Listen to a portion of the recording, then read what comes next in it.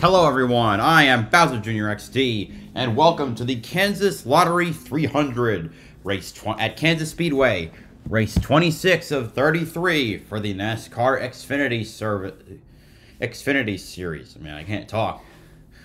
The last race of the regular season across all three series. The battle to get in will be between two drivers, both Riley Herbst and Parker Kligerman, separated by just 1 point. Which of those two will be the 12th and final driver to make it in the playoffs, assuming no catastrophe from Sheldon Creed? That's the name of the game. And frankly, if the 98 doesn't make it in, Herbst, it should be Gonzo.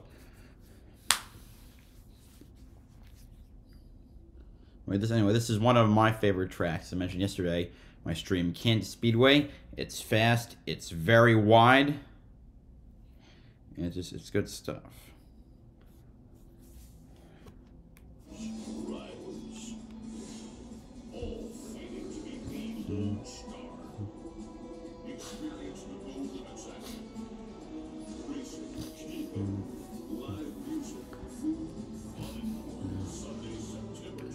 Trying to hype up Texas. Fuck that, right? Fuck that track, man.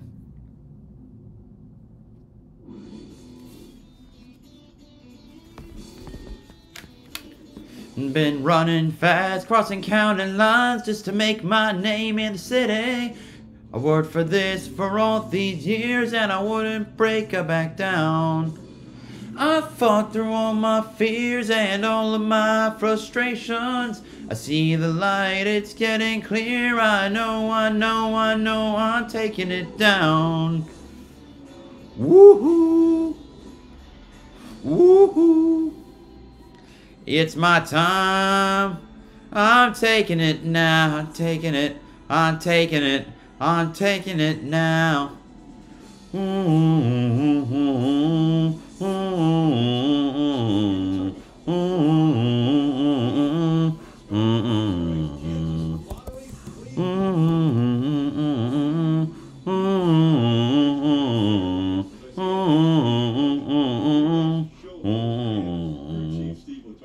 Okay, I should probably fix my voice for that one.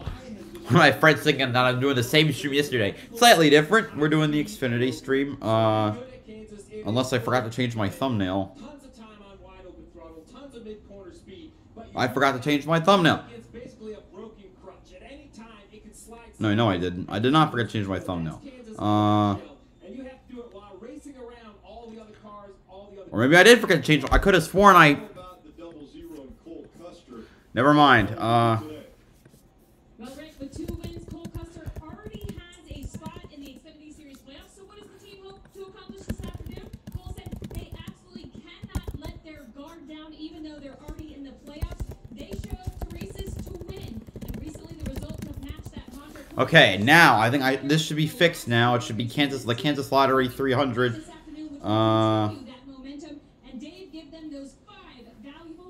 Yeah. Oh shit! And now it's showing my thing. No, here we go. There we go. First of all, his run to the Xfinity Series playoffs on the strength of 5 wins of the season. Could he make it? That was a pretty. I forgot to hit save and it fucked it up. He's headed back to the NASCAR Cup Series in 2024. The team, Legacy Motor Club. Yeah, Nemechek going to Cup again. He was in Cup 3 years ago, and he's finally worked his way back up to hopefully a better team once he switched to Toyota. You certainly can't get any worse than the 38 for front row. He's going to be refocused on the Xfinity Series Championship. When all the rest of the drivers join him right now. And now, race fans, here to say the most famous words in motorsports. Please welcome with a big rock chop the University of Kansas Jayhawks student athletes. Drivers are your answers. That was kind of weak. Alright, let's hear it. Alright, start 38 cars ready to go with only 1 DNF, which is the 44 for Alpha Prime Racing. But the driver of the 44 is taking the 66. Oh, wait, where did it talk? Blaze is going to work really hard in this first stage. Try to climb into that top 10 and get those important stage points. The driver he's trying to catch and beat today, the 98, Riley Herbst, is starting in 8th place right now, already in the top 10. So if he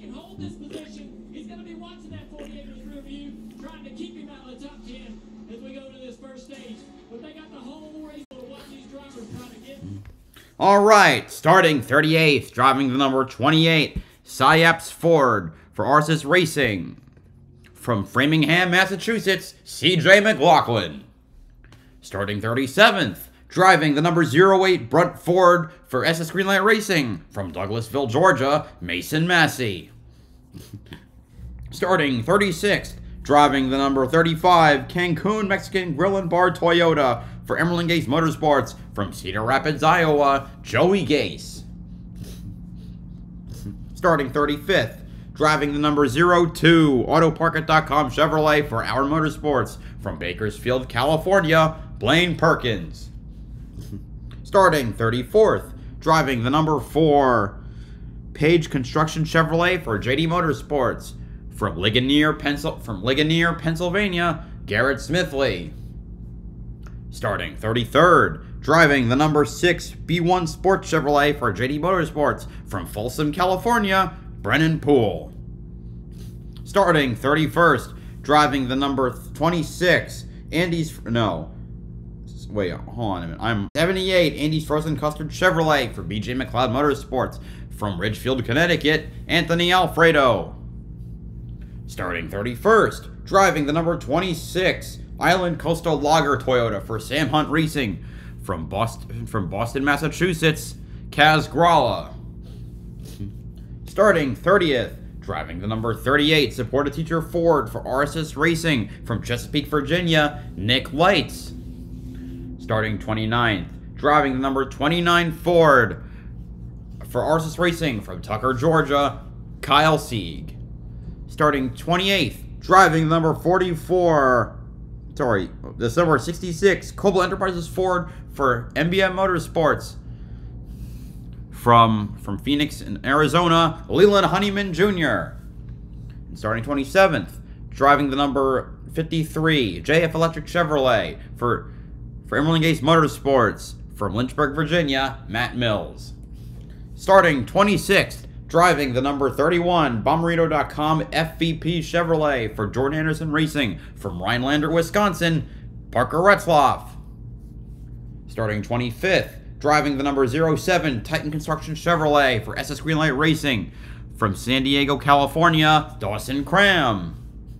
Starting 24th, driving the number 92 Call811.com Alloy Employer Chevrolet for DGM Racing. From Port Charlotte, Florida, Josh Williams.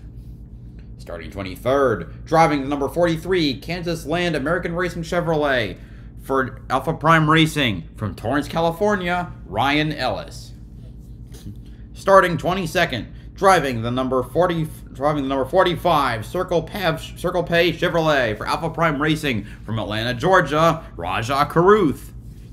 Starting 21st, driving the number 51 Kansas State University Chevrolet for Jeremy Clements Racing. From Spartanburg, South Carolina, Jeremy Clements. Starting 20th, driving the number 24 MKS Toyota for Sam Hunt Racing. From Charlotte, North Carolina, Connor Mosak. Starting 19th, driving the number 91 Tweaker Energy Drink Chevrolet for DGM Racing. From Wentzville, Missouri, Kyle Weatherman. Starting 18th, driving the number 11 Hardscape Construction Inc. Chevrolet for Colleague Racing. From Stratford, Wisconsin, Derek Kraus. Starting 17th, driving the number 27 Bommarito.com Torque Chevrolet for Jordan Anderson Racing. From Halifax, Virginia, Jeb Burton. Starting 16th, driving the number 2 Wheelan NFFF Chevrolet. Chevrolet. For Richard Childress Racing. From Alpine, California, Sheldon Creed. Starting 15th, driving the number 48 Spiked Light Cooler Chevrolet for Big Machine Racing. From Greenwich, Connecticut, Parker Kligerman.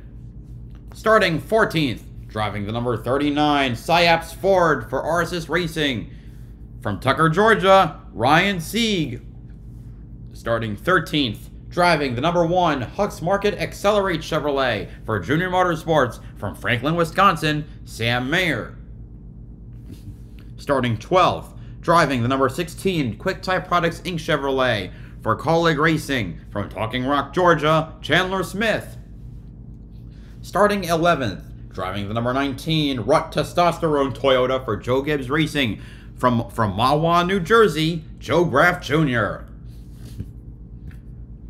Starting 10th, driving the number 25 Concrete Supply Destiny Homes Ford for AM Racing. From Grimes, Iowa, Brett Moffitt. Starting 9th, driving the number 21 Bennett Transportation Chevrolet for Richard Childress Racing. From Winston, Georgia, Austin Hill. Starting 8th, driving the number 98 Monster Energy Ford for Stuart Haas Racing. From Las Vegas, Nevada, Riley Herbst. Starting 7th, driving the number 20 Pye Barker Fire and Safety Toyota for Joe Gibbs Racing. From Mooresville, North Carolina, John Hunter Nemechek. Starting 6th, driving the number 8 Bass Pro Shops Tracker Boat Chevrolet for Junior Motorsports. From Hendersonville, Tennessee, Josh Berry.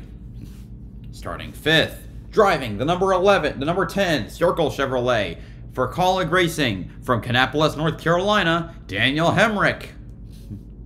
Starting 4th, driving the number 9 Menards Nibco Chevrolet for Junior Motorsports.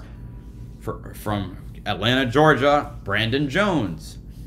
Starting 3rd, driving the number 00 Haas Automation Ford for Stuart Haas Racing. From Ladera Ranch, California, Cole Custer. Starting 2nd, driving the number 18 TMC Toyota for Joe Gibbs Racing. From Johnston, Iowa, Sammy Smith. And on pole, driving the number 7 Brent Chevrolet for Junior Motorsports with a pole time of 30.646 seconds and a speed of 176.206 miles per hour. From Spalding, Illinois, Justin Allgaier. And that is the starting lineup. First stage 45 laps, second stage also 45 laps, final stage much longer at 110. They can run 55 to 60 on fuel, so I imagine we're going to see a set of tires after stage 1, a set after stage 2. They have 4 sets available. So then that final stage is really when decisions have to be made. Do we see cautions? Will you put under green? It'll be decision time. Out in front of the field, the Toyota GR Supra. It's the official pace car for today's race. All right, let's listen in to a couple pep talks, and we'll start with the 98 team. I mean, be the Dolphins today. It's the updaters up here. Have fun. Filled up. Thank you. Thank you for the feedback again. Rolling for a goal meet. Appreciate the opportunity. You know, this is super big to do. Have an opportunity like this. We just do what we've done. Last 12 weeks, we'll go race for a championship. Go race for a championship. That's the goal right now of 12 drivers who, as we look at the point standings, we heard Kim mention that Daniel Hemrick, just by rolling off, is going to be locked in based on points, but it's Riley Herbst. Yeah, Hemrick's locked in. Everyone, yeah, it's just one spot up. Just the 12th and final position. Remember, every position at the end of the race is a point. You also can receive points. The top 10 receive points at the end of those stages I mentioned. 10 if you win it, 1 point for 10. So, you know, right away, 45 laps into the race, kind of the score is going to be kept, right? It's going to be who has the lead, did either of those two score points. Yeah, right out the start here, you see the 7 car. All right, lights are off the pace car. Alrighty, let's do this thing. He won it because he's down the pole. He immediately went to the top. I think this is something you'll see all day long. Top is going to be preferred on the restart. We're on regular NBC today. July 2, the last race of the regular season to determine who the 12 drivers will be that will fight for a championship. Steve points available, not only stage points, but also Trying to see who just joined me in the VC. Unfortunately, my thing, I can't see who joined me because Discord is weird. Oh. Oh, Dark Sage 9221. Thank you for joining me. 200 laps around the 1.5 mile tri-oval. We're green at Kansas. Justin Allgaier, Sammy Smith side by side as I lead the field to green. Sammy Smith down on the inside trying to find it. If he can get a spot. Oh, we already have a wreck. We haven't even made it half a lap. Oh, smoking. Someone's blowing up. It's the 78 of Anthony Alfredo. The motor didn't even last 1 lap. Or never mind. Maybe, okay, not an engine, but someone hit him. Well, that's pathetic. Not quite sure which car. 38, CJ McLaughlin. Wait, no, that's Nick Lights. Excuse me. Nick Lights in the 38. We saw him spin in practice earlier today. His first Xfinity race.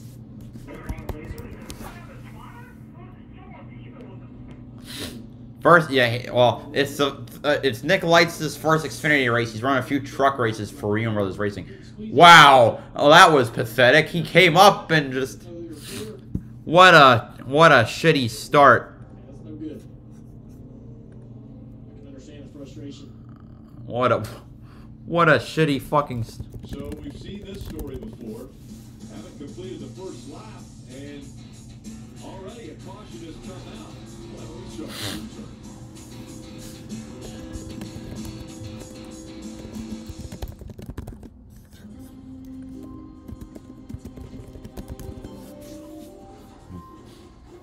It's like, I guess learning just how different the trucks are to the Xfinity cars right there.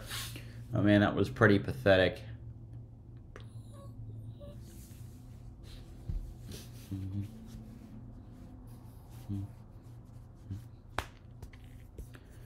know, that's just kind of sad. Like, how are we already doing this shit?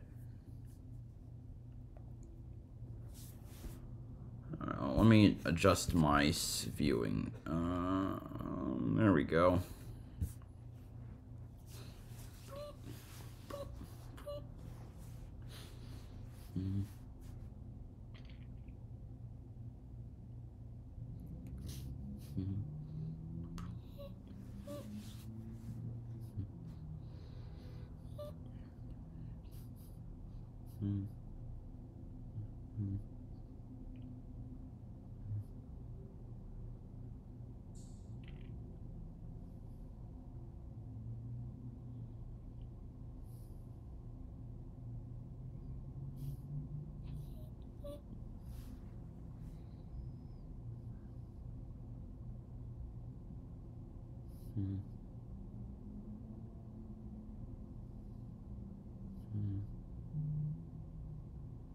What is this commercial? Like a lover's squabble.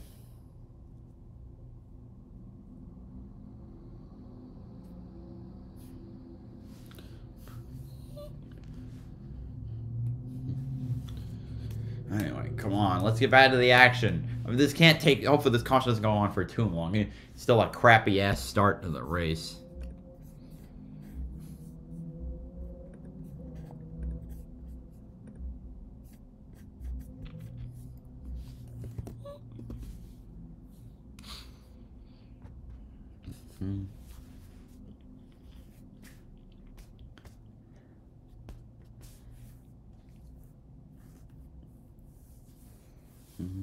You know, that 38 car isn't bad machinery, so what a waste. Download the official app of NASCAR to follow the action with free live scoring. There's in-car cameras as well as radio broadcasts. Just search NASCAR in your app store and start a free trial today. Many heroes are being honored. Oh shoot! Indy Next is also going at the same time at Laguna Seca. Christian Rasmussen has a 65-point lead. These drivers are running the names of some inspiring stories, and for Sheldon Creed, riding along with him is Pam Yarbrough from Sebring, Florida, nominated by Kenny Kerouac. Her family says Pam is a hero and has fought cancer like a beast since 2019 and continues to fight the battle for the finish line of a life that is cancer-free. And they selected Sheldon. I love this because just like Pam is fighting cancer like a beast, Is that Daniel Frost leading the field right now? Beast on the racetrack. Sheldon looking for his first NASCAR Xfinity Series win, and if he did it today, it would be in honor of Pam Yarbrough. Cool what they're doing for all of these cancer victims. Yeah, Indy Next is a doubleheader, so Won the battle, but a lot of people have been nominated because of the fight, the heroes that they were fighting that cancer. And again, Martin Truex Jr. Foundation and the NASCAR. a doubleheader to end their season. Though Rasmussen clinches with an 11-point lead on Hunter McElroy. Caution has come out on the very first lap, and back up again as they go to the choose to decide inside versus outside. Dave, how about the one? Yeah, it'll be Sam Mayer. He'll go off maybe 15th, maybe a little bit better, depending on the choose. And he's been two-time winner in the last 6 races, Rick, but the team's concerned with the 4 non-wins and the mistakes that were made there, some of them by the 20-year-old driver himself. He is locked into the playoffs, which start next week. So a solid mistake-free race is the goal to set up what could be a deep playoff run. Well, it was just last week, Rick, where the one and Parker Kligerman had an issue. Parker was running about 12. Yep, and boom. Just misjudges his speed. There's no way to put this. It's purely on the driver of the one, and he admitted it. It's the back of the 48. Parker ends up finishing outside the top 20. This cost him 10 or 12 points in this points battle. We heard earlier today that Sam said, hey, on the way home, I called Parker. We talked about it. Doesn't make Parker feel any better about it, but here they are lined up nose to tail on the racetrack. Yeah, before Darlington, Parker Kligerman entered that race 20 points above Riley Herbst. At the end of the day, he was a point behind. As we ride along with Parker Kligerman. All right. Anyway, they're lined up now, and they're coming around to hopefully have a clean start. Please, please be clean. They'll get more aggressive on this restart with a little bit more information. More aggressive. We'll see how it goes this time. Restart. Kansas. All right, we're green at Kansas again. Please don't fuck it up. 4 wide almost. My goodness. Anyway, Allgaier on the high side takes the lead. And drifting up the racetrack, very wide, multiple grooves. My God. Track, and they're I love this taking advantage of all of them fucking around the back. track. So many different places you can run on it. It makes restarts insane. Gains a few spots. Goes after his teammate, Sammy Smith. Sitting there in third. Got another man on fourth in that white number 20. Just in front of Josh Berry. Josh Berry in qualifying tagged the wall coming out of 4. There the 98 and 4. And the 48, holy crap. 98 fell back really hard. Here comes the 48. I don't know who has tiebreakers. I need to check. Worked out for him at all. Starting on the bottom. 20, 23. Parker Kligerman right. And Kligerman, here he comes. Going after him. Yeah, Herbst's going the wrong direction here after starting 8. It appears Kligerman has the tiebreaker. You knew it was going to be this way for this race. Well, let me see. Kligerman has his best finish is runner-up at Road America. Herbst's best finish was second at Nashville. Their next best finish is Herbst has 2 fourth-place finishes at Phoenix and Pocono. Kligerman has 2 third-place finishes at Talladega and Watkins Glen. So 48 is he's got to finish ahead. Oh, they're going to try and split the 1 car. 3 wide right there. Man. Made it past.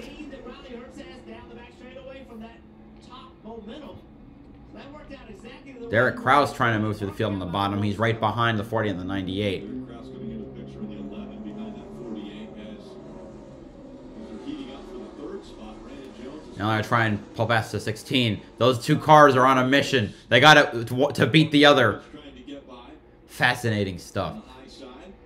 So these restarts are great opportunities for drivers to pick up spots. Well, watch Sheldon Creed. 7 spots he made happen. Jumped on the outside of the 39 car Ryan Seed. And watch the momentum he's able to carry. See the bottom, how he gets bottled up? And now here he is. Just Wow, that's like picking up 4 spots. cars. Great job by Sheldon. 7 spots in about 2 quarters. Oh, the 1 is repassed the 48, and it's going to allow the 98 to sneak away. Neither of the cars in the top 10 yet. Smith struggling in that 16 car. Trying to regroup. So right on board with Parker here. Got car underneath him. He's struggling now. Losing a few spots here, guys. You hear the throttle. Just not able to fully commit on corner exit. Team built him a new car for this race and the rest of the season. Parker was hoping that it would be the best car that they have built up to this point. Yeah, rarely do we see brand new cars in the Xfinity Series with a lower budget than the top teams on Sunday. But when you hear new, you know, it's not just fresh, it's all the little things. Everything you've learned over the year, you can kind of implement from the start.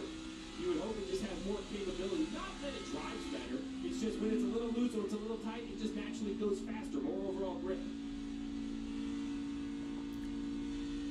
The 45 lap stage. You're having to play with the throttle there as you came out of Ford. I think this is a difficult. Okay, let me see. Chris Davis, hold on. I see your chat. Let me look at it real quick. There it is. Now it's right. Yeah. Debris caution on pit road. Couple pieces right there on the racetrack. Oh, never mind. That is. A restart. We'll see how it goes. There's a little bit of the debris that Oh. we'll have a restart. Yeah, that could be bad. And now we wait. Yeah, USA 8. Whoa. Oh man.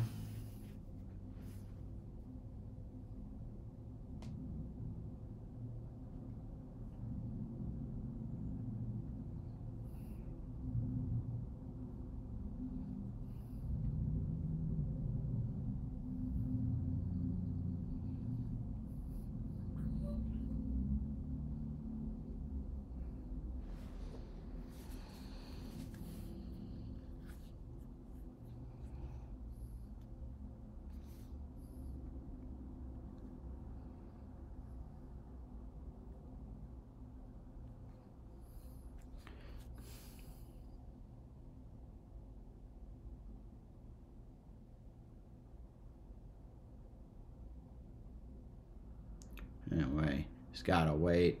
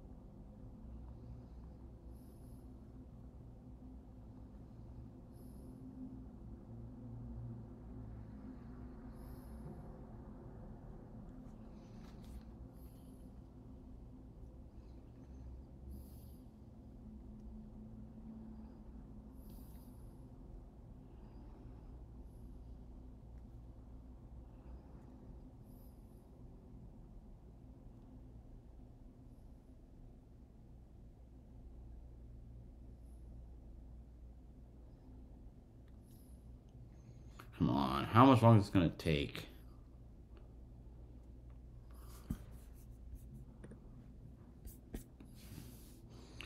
Chandler Smith said there's something wrong with his car. The 16 team will go under the hood during the caution.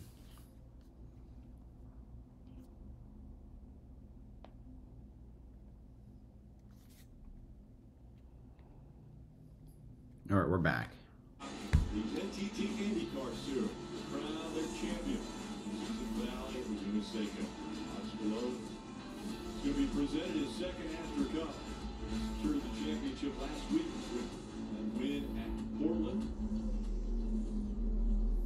So the 98 Riley Herbst, their team, talking about the situation they're in right now on the radio. Couldn't turn the wheel for some reason. You're right where you need to be. Only one more race today. 4 spots behind your 3 spots, so you're right where you need to be. Don't be too hard on yourself. And your rhythm there, you're pretty good, so. Timmy, I love you, but we're racing 38 other cars. I want to win this race, man. Yeah, I know. That's conversation with Riley Herbst and Timmy Fido in the spotter. And Riley, Steve, we keep hearing him say this. I'm here to win this race. Like he is going all in on winning this race, not getting caught up in this point battle. So, you know, I can argue both sides of this because I like the approach of Riley Herbst until it costs him the playoffs. Until that aggression is what eliminates him when today the goal needs to be to outrun the 48 of Parker Kligerman.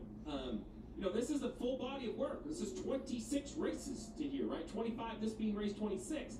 So I love what Riley is saying, which is I want to win at this level, and I appreciate it, but, you know, both sides have a little bit of a good argument.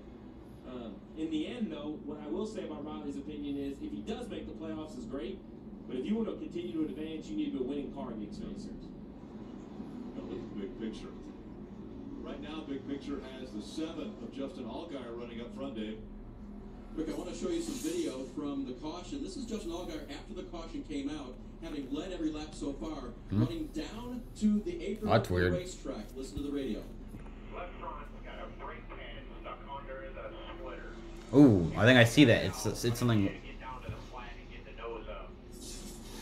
Yeah, Now it's still there. They're not concerned. What they don't want him to do is to come off and go under the tire. But when you're the leader, Rick, you pick up everything first. Steve, you ever seen that? Stuck to the splitter? I've seen that. And you take a look. It's definitely there. Now the concern is, I don't think it's going to hurt the car very much, but that is a really easy spot to get the air hose caught on the pit stop. So to see if they think they need to address it during the pit stop or if they just let it be. They did not do the choose that time by, so we'll be doing that next time around.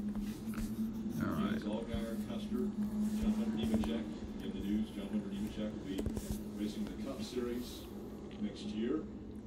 Another father-son Cup Series duo there as far as front row Joe. Joe Nemechek raced for many years in the Cup Series. You know, it's that one here. I mean, there's Joe Nemechek, 2004 Kansas.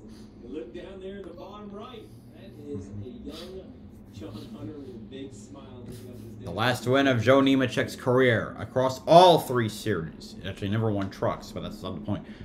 His 4th and final Cup Series victory, the day after his 16th and final Xfinity Series victory. So many families part of this sport that have raced at the highest level. Notable Davey, Allisons, Bakers, Jarrett's, 3 generations of Petties, Earnhardt's, Elliott's, Blaney's, both Burton's, families, the Gillans, and the Nemecheks.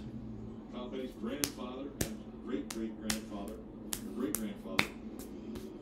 And they're the ones that flamed out, like Rusty and Stephen Wallace, or, you know, Barry Bodine didn't turn out, either did Justin Labonte and son of Terry Labonte. Carson Quapple will probably join that crowd. Team president Chris Rice, who was walking by, said, "What's up with the 16?" He said it's blowing up. He's going to go behind. Blowing up? What? It's been 18 laps. Pit road. Wasn't quite sure why he was coming to pit road, getting up track position. But apparently a very serious issue with the car as he's going to make the left turn back to the garage. Won at Richmond earlier this year, so locked into the playoffs. Not the way he wants to end the regular season. The back half of this year for that team has been a tough one. Certainly some hard lessons learned. He's a great young driver. Showed a lot of promise out of the gate this year. But they hope to get things turned around with the playoffs starting. And that's what you hate about this type of race for a young driver is, you know, you learn almost nothing by being here. Very limited practice. At least it's not a playoff track. You know, before the problem, if you just give up and essentially an entire 2x2 again as we get ready The for 48 is 3 spots behind the 98, at least entering the shoes. Justin Allgaier has made that outside line work for him. So we saw Sheldon Creed earlier pick up a lot of spots. Don't think for a minute the spotters didn't notify their drivers that it worked for somebody. He looked for 4 people to jump to the Pace car rolls off. Restarting in the positions that they were before the choose. We're green again. Referring to Kligerman and Herbst there. Here we go. Kurt, a big push for Custer on the inside. Allgaier going to try and fight back on the outside. Oh! Almost a wreck for Brett Moffitt. Oh, geez. Oh, God. It looks like a lot of slip-ups there. But Kligerman was able to get past the 98 and up into the 10th position as the 98 continues to slide backwards. Justin Allgaier got into P1. Oh, shoot! Sam Mayer spins. Big Big stack up. Oh, and the 91 of Kyle Weatherman takes damage. Oh, shit. Oh, what is this race? Come on. We've had 3 cautions in the first 20 laps.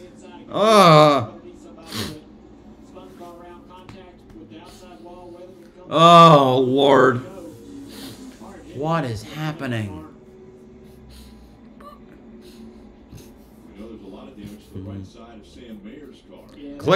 Herbst fell back to 15th, so he lost 3 spots. Kligerman gained 7 spots up into 8th position.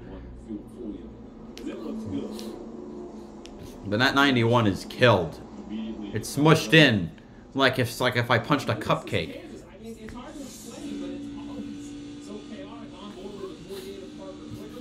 Oh, Creed got into him a bit, and then that's how the 1 got around. My God, this is so.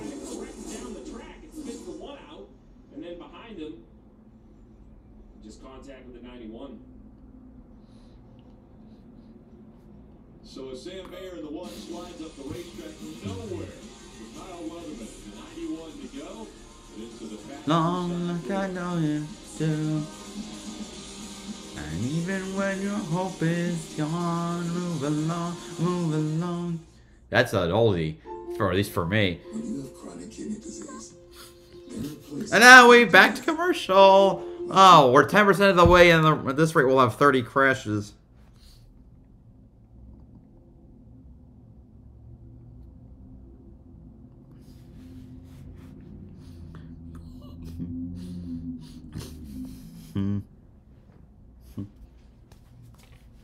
I believe the Xfinity record for cautions is 26 at Orange County Speedway in 1994.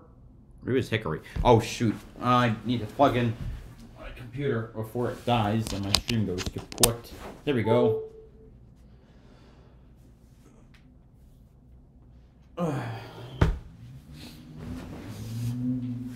It's a 45 lap stage.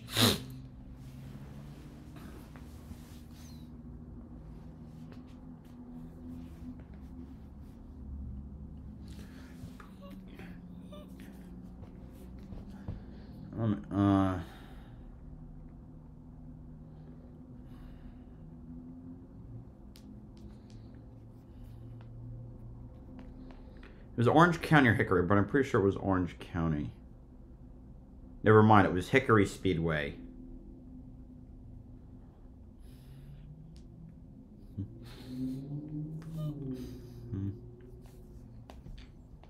Hickory, 26 and 92.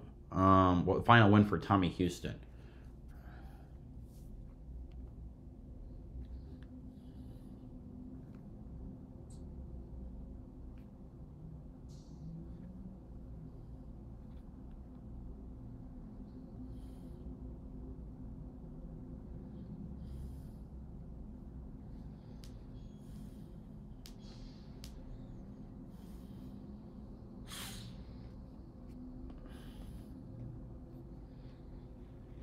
Alright, let's see. Kansas Speedway. Let's find if I can find the Xfinity Series caution record for the track. Alright, Xfinity Series record is 15 back in 2017. No, wait, that's a cup race. 12 cautions back in 2012. A race won by Ricky Stenhouse Jr. Is free to join. Earn points by watching races, trivia, playing fantasy, buying race tickets and more. Save your points, trade them in for free tickets. We've got merchandise and much more. Visit NASCAR.com/fan rewards. So Sam Mayer is at the back of the hauler right now as we're watching the NASCAR Xfinity Series Kansas Lottery 300.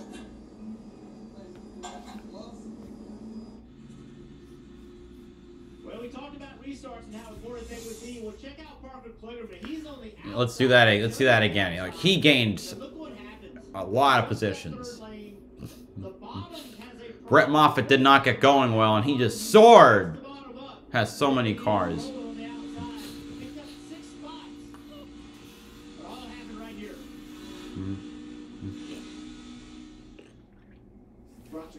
Herbst on that restart.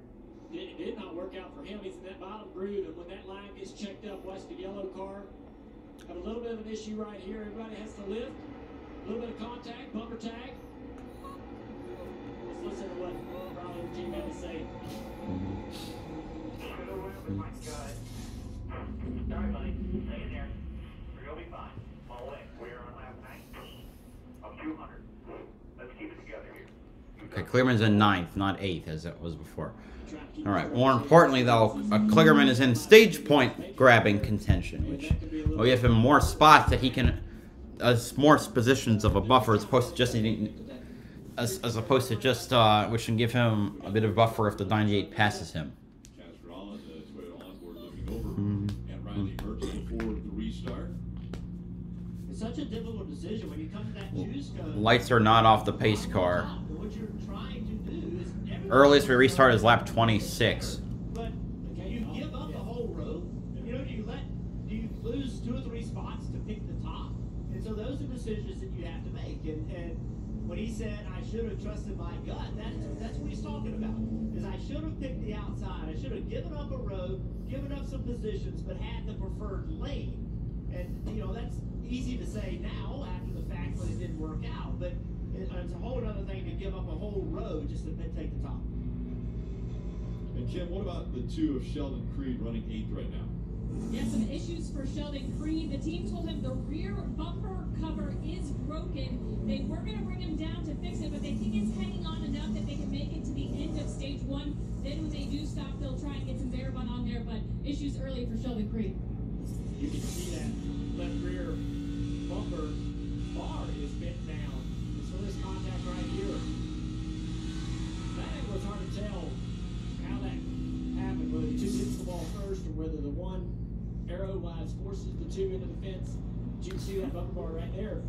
From the contact of Sam Mayer, I think you'll be okay, guys. I don't know aerodynamically if it's bothering that left rear quarter panel, but that bumper bar being bent down there shouldn't be much concern as long as it's not moving, shaking, looking like it's about to come off. Yeah, I agree. I don't think it'll hurt it arrow-wise. Maybe a push on a restart could get it maybe a little sideways, but if they were that far to your left, it's probably not going to be good either way. Coming up on the choose. All right, here we go. And once again, Allgaier goes high. See, so far they split. That's the first car. Sheldon was the first car. He could have gone to the bottom, but he didn't. He went to the top and gave up a row. Those are decisions you have to make. We know why Creed's done it. We saw him pick up spots by running the top. He also running the ball by running the top. But he just feels like he can be on offense and turn one on the outside. All right, here we We go. saw the 16 of Chandler Smith in the garage as well. What are they trying to do? Ricky staying behind the wheel for right now. They've replaced every spark plug on this 8-cylinder engine. They've replaced the spark plug wires and anything else that they can replace easily and quickly. And then it's a fire it up and see if it goes. And if it doesn't go, that's the day. It sounds to me like they think they're maybe down a cylinder. You know, like you're going to take the top half the engine apart, start looking at valve springs, you're all done. You got to go in the hauler. But you change the spark plugs. Not only see if the spark plug is an issue, but look at the spark plug. And you'll actually see some aluminum or something on the spark plug, let you know that cylinder has a much bigger issue. And in the garage, working on it, they're not on the DVP. All right. They can be in there longer than one. Yeah. Sam Mayer listed and Nick Lights listed as 4 down, Weatherman 5 down, Chandler Smith 7 down. Although I assume the 91's just out. Jeff's point about practice of a race, they would probably love to be able to go out and make some laps. All right, gonna get restarted after 25 laps complete, 1/8 of the race. Here we go again. Once again, Green.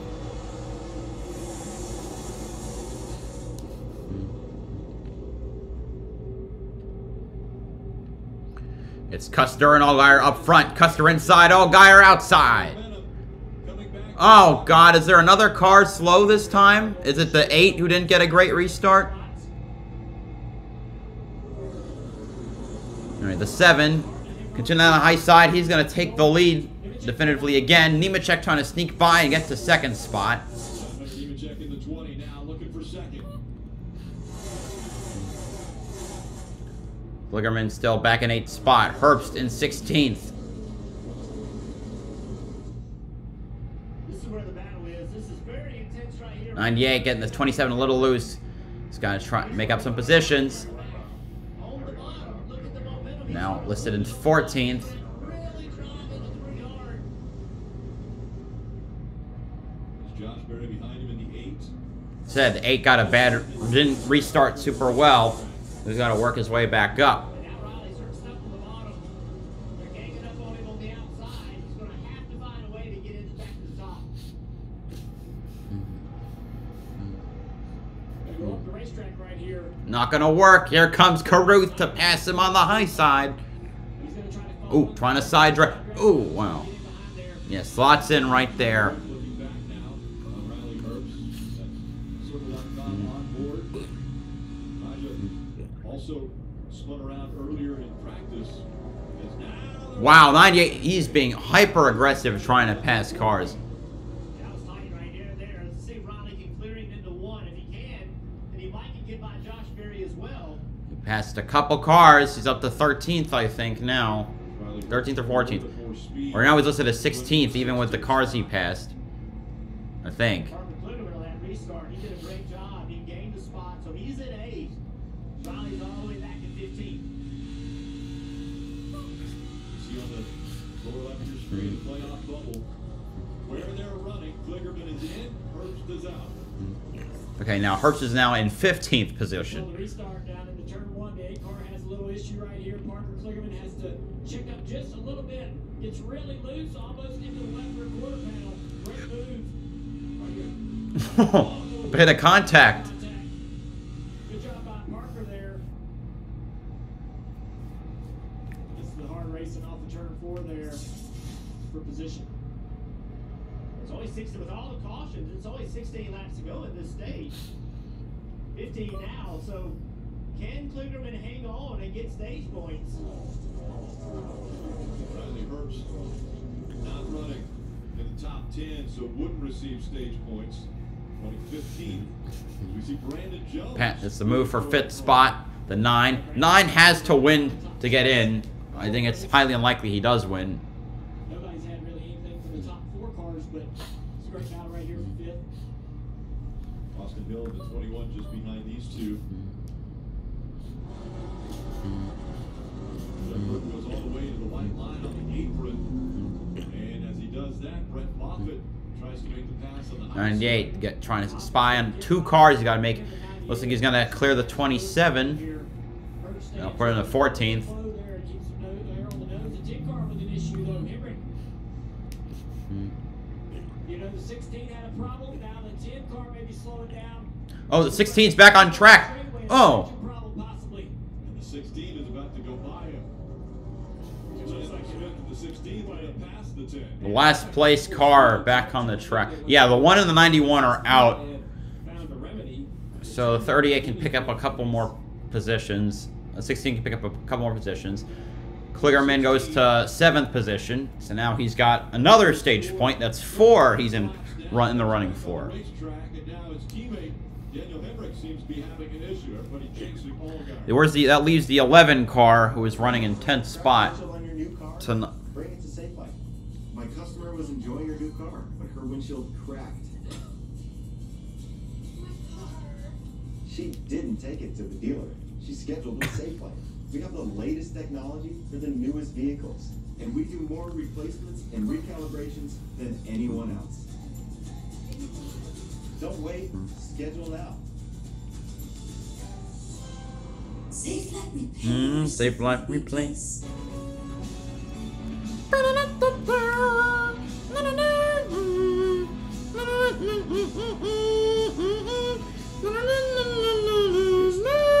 These all-you-can-eat boneless wings, just $12.99. Ma, are you sure you don't want to go bowling with us tonight?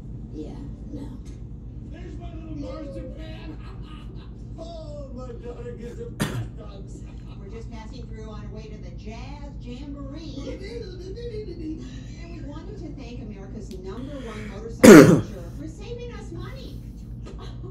Mara, your parents are Exactly like me. I know, right? Well, cherish your friends and loved ones. Oh, Radio.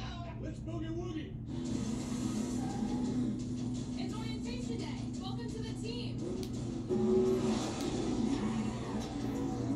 Oh! Slow, super slow. I think the 10 is broken down completely. Because there was a very slow car. I mean, I was looking at something. But my God. Who wants to race? I like this team. Be part of something greater. Toyota, let's go places. There comes a time in every Zip's life when it's ready to be Man, even when they...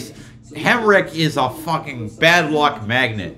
Like, the universe does not want him to win races. That is my only takeaway. He should feel really glad that he got enough points that he was locked in just by starting today. Because that is a disaster.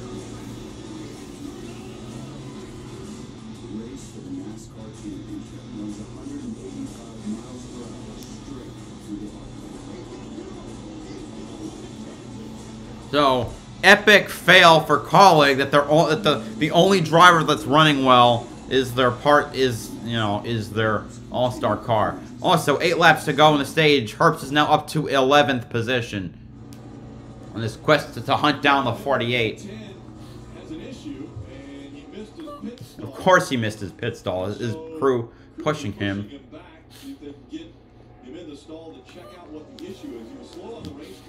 How do you overshot? Wait, your car's slowing and you miss your pit stop? You miss your pit stall? That's never seen that before.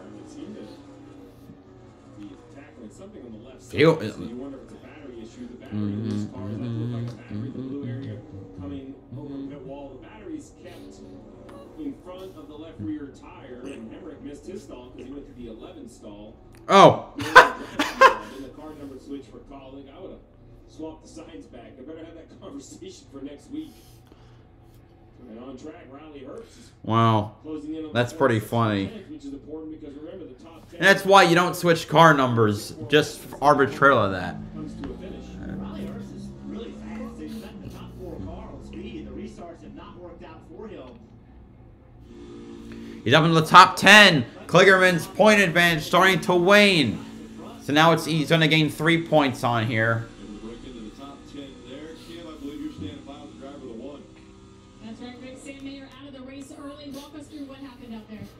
Honestly, I don't really know what happened. I need to see a real replay to tell, but just an unfortunate deal for our Hawk Chevrolet. We worked our tails off for this, and it's just kind of a racing deal. I thought I'd get more room than that. He bounced off the wall a little bit. Just a racing deal. Unfortunate for our Hawk Chevrolet. We were as fast as Xfinity 10G. Just needed to survive a little longer. That's Sam Mayer. That's Playoff point up for grabs right here. The 7 and the 20. Slow car on the bottom. He's got some great speed in the momentum. That's Kyle Sieg. The 20, though, is going to freeze on by, but the 7 not letting him get away just yet. Almost touched him, but the 20 will complete the pass for the lead. Now the 7 still trying to nap on him like a chihuahua. Ooh. Justin just didn't appreciate the way he raced him on the frustrator. I think Justin was trying to get back to his bumper there, just move around. Wow, 7 sends it. No, that didn't. He's not. You're no Carl Edwards, and here comes Cole Custer. Double-zero Cole Custer into the battle. Only 3 laps to go now. Is Allgaier going to lose second? I hope not. I have points on that. I have fantasy points on the line. I lost heavily at Darling. I'm almost 100 points back in second place for my Xfinity League. Justin's going back in 3rd place here. Allgaier falls all the way back to 3rd. Right there, right there you go. There's the problems, balance issues on the 7. And is the 98 going to pick up 9th position? He is. Now it's only 2 points Kligerman will gain. By the 11 of Barrett Krause. It's another spot. Another point. Parker Kligerman running in the 7th spot. Riley Herbst has moved up to 9th. That was a great battle for the lead. 2 to go. Wins a stage. Riley Herbst is fast. He's the fastest car on the track. Restarts. Riley Herbst 2/10 of a second faster at last lap than Parker Kligerman. Final lap of the stage. 0-2 about to get lapped. Riley Herbst, so he's run the 2 car down. John Henry rolling.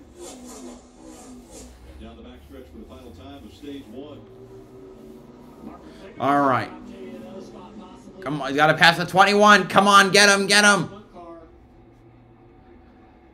I said the 21. Come on, give it him. Just give it him. 98. Already got up to the 2. Let's see how many stage points each one gets. Kligerman gets 6th position. That's 5 stage points for the 48. 3 positions ahead of the 98.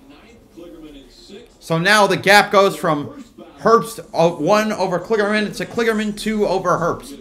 Which means that in order to make it in, Herbst must now beat Kligerman by 3 positions because he will lose a tiebreaker.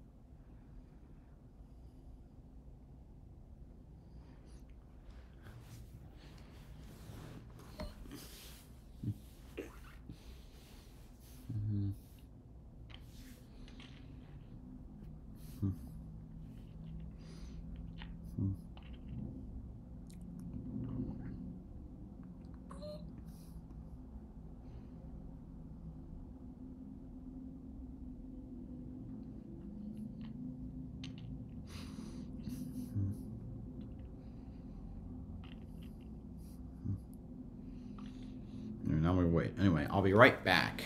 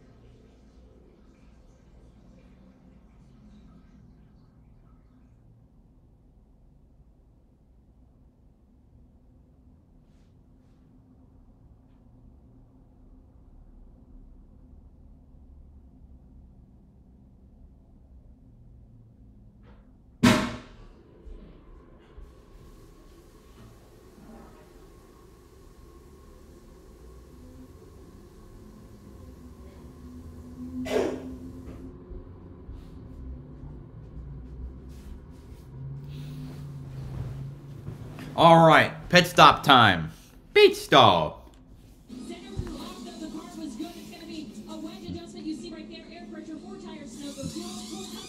I'm guessing the RCR teammates were being very helpful to the 48, considering it's made out of the same field. You know, the same crop of cars. 15.1 for Kligerman, not very great. 98 gets a 14-second. Oh, that could be costly for the 48. Yeah, I think he got beaten out. Custer, Nemechek, Allgaier, Sammy Smith, Jones, Creed, Kligerman, Herbst, Austin Hill, Barry.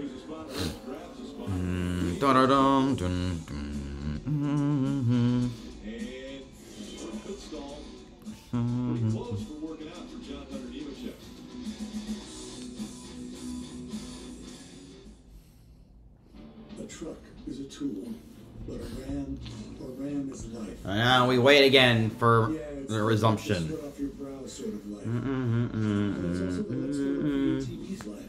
And my kids play way too many sports life. But let's find a secret spot to fish life. That looks nice. Innovations, comforts, and powertrains built to power all the lives you live. Ram. You know what a melty grilled cheese sounds so good? Well, so does a bacon burger with creamy peppercorn ranch. You couldn't possibly choose, cause brain no work too good when tummy empty. Sonic Bacon Peppercorn Ranch Grilled Cheese Burger Deal for $3.99. Trilogy for COPD. Birds flying high in a heartbeat. Breeze drifting on by, you know. If you're tired of staring down your COPD, It's a new dawn, it's a new day, stop settling. and I'm feeling good. Start a new day with Trilogy. No once daily COPD medicine has the power to treat COPD in as many ways as Trilogy. With 3 medicines in 1 inhaler, Trilogy makes breathing easier for a full 24 hours, improves lung function, and helps prevent future flare-ups. Trilogy won't replace a rescue inhaler for sudden breathing problems. Tell your doctor if you have a heart condition or high blood pressure before taking it. Do not take Trilogy more than prescribed. Trilogy may increase your risk of thrush, pneumonia, and osteoporosis. Call your doctor.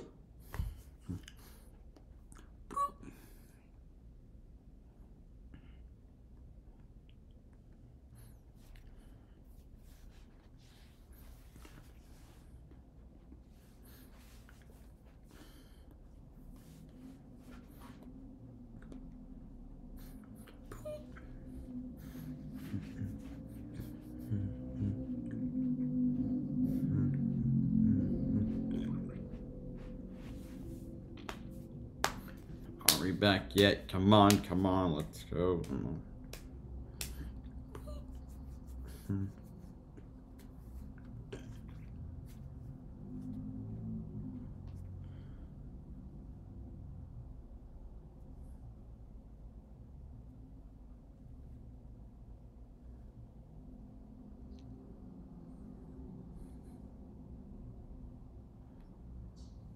We're back. Is playoff number 1 for the inaugural Super Motocross World Championship playoffs from Z-Max Dragway in Concord, North Carolina, just across the racetrack. The second playoff will be September 16th from Chicagoland at 8 o'clock on Peacock. And then the championship, September 23rd. That's from the LA Coliseum. That will be on USA. Yesterday, Ty Gibbs went over to check out what was happening there at Z-Max and was able to hang out with his North Carolina friend, Cooper Webb. Both Monster Energy drivers. That was practice yesterday, so Ty Gibbs took advantage of it. Kim. Well, for young Sammy Smith, he's been involved in wrecks the last 6 races. So this team took this week as a complete reset. In fact, crew chief Jeff Hendrick told me they talked about everything from restarts to pit stops to putting yourself in the best situation and avoiding compromising situations. It's paid off so far. They qualified in the 2nd position, Dave, finished that stage 1 in P5. Riley Herbst grabbed a couple of stage points, and I would describe his emotions right now as slightly annoyed. Listen. What do you need help with on the restart? I just need, I think, myself to calm down, everybody else to calm down. Just need to take a step back, I think, everybody collectively. Calm on restart. Let's see if that works, Rick. I'm not sure that's a possibility here in Kansas. Call it a restart. We're about to find out. We've seen chaos. Even check on the inside. All right, here we go. Green. Stage 2. Stage 2 underway. Sheldon Creed out of line, trying that high line again. See if he can keep the Right. momentum up. There goes Nemechek to the bottom and to the lead.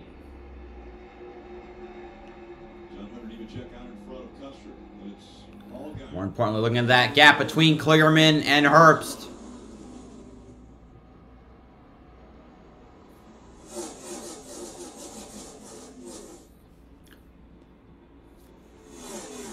Right now, it's 2 cars. 3 cars. The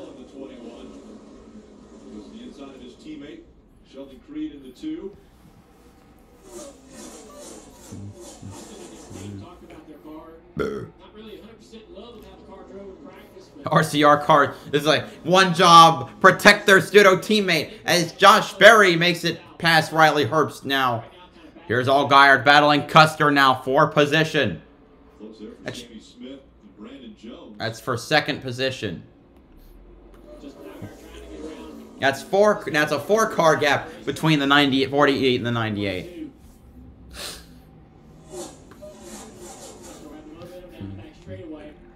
Justin maybe trying to slow him down here, can't do it. Spottle works on newer tires, just the shortest way around the racetrack. Everybody's going to go to the top on older tires. It's easier to make speed, but with a lot of grip in the Here comes Kligerman on the 9. The way it is right now, you just want to run the bottom of the 10. Kligerman, 48 car battling to get into the top 5. That's more importantly another stage point. Right now, like their points gap, not as they run, but absolute points gap is only 2. Like right now, he's looking at +6 as at the end of if the stage proceeds like this.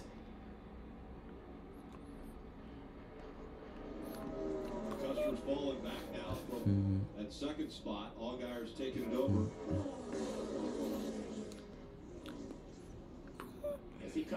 Except Herbst gets past Austin Hill. Now the gap is 3 cars.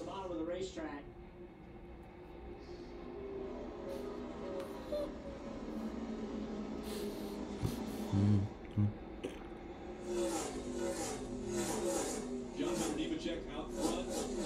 Announced earlier this week he would be driving It's like the for 5th time they've mentioned this. in 2024. Junior, Jeff, when you guys knew that information ahead of time, how much of a relief was it to finally get it out there that you were going to race at the highest level? Well, it's a relief, but mostly it's excitement, right? You know this information and you cannot wait to tell the world. It's not so much that it's, over your shoulder or putting pressure on you. It's something you're thrilled to let everyone know. And so I think when you finally get to share that information, gives you a good energy, a burst of energy to move forward. Now, to your point, Rick, you can't just focus on this 20 car and this team and finishing strong with them. But that's some great news. 21 trying to fight back against the 98. Trying to get a run on the inside. Side draft. Door bumper clear. It did not take long for Riley Herbst to go from, all right, let's, kind of try to be calm, to now it's so loose he can't control it. Well, let's remind everybody. It's better. Come on. I want Kligerman in the top 12. Come on. Start, stop, start, stop, start, stop. So that balance of the race car is going to change dramatically with those 3 or 4 cycles on the tires. Now, this set of tires right here, you see Davin Restivo, the crew chief right there in the bottom left. Davin Restivo? One pace lap, we fire off and go green. So now he talks about the left rear feeling like it has no air. That doesn't surprise me, Jeff. If you are low, 7 is reeled in the 20. Holy crap. That was fast. Fast. And there's the battle 18 and a 00 for 3rd. Too much on the short run. Yeah, that's right, Steve. They did have great long run speed. Oh, Custer blew a tire. Looked like he ran over something. There was something. We saw smoke fly on the right side of the car. Well, they said caution for debris, and then he wrecked. I think. Damn. What did he? Look at the damage on the right front. The wall. Yeah, but it up into the wall in 1 and 2. I agree with the damage in front of the tire. To Jeff's point, I don't believe it's from the wall. I believe that looks like did debris hit it above the splitter? I saw smoke come out of the car. I just happened to look over there. And let's go back and see what happened. Everything looks fine going down the front straightaway. Drives into turn 1.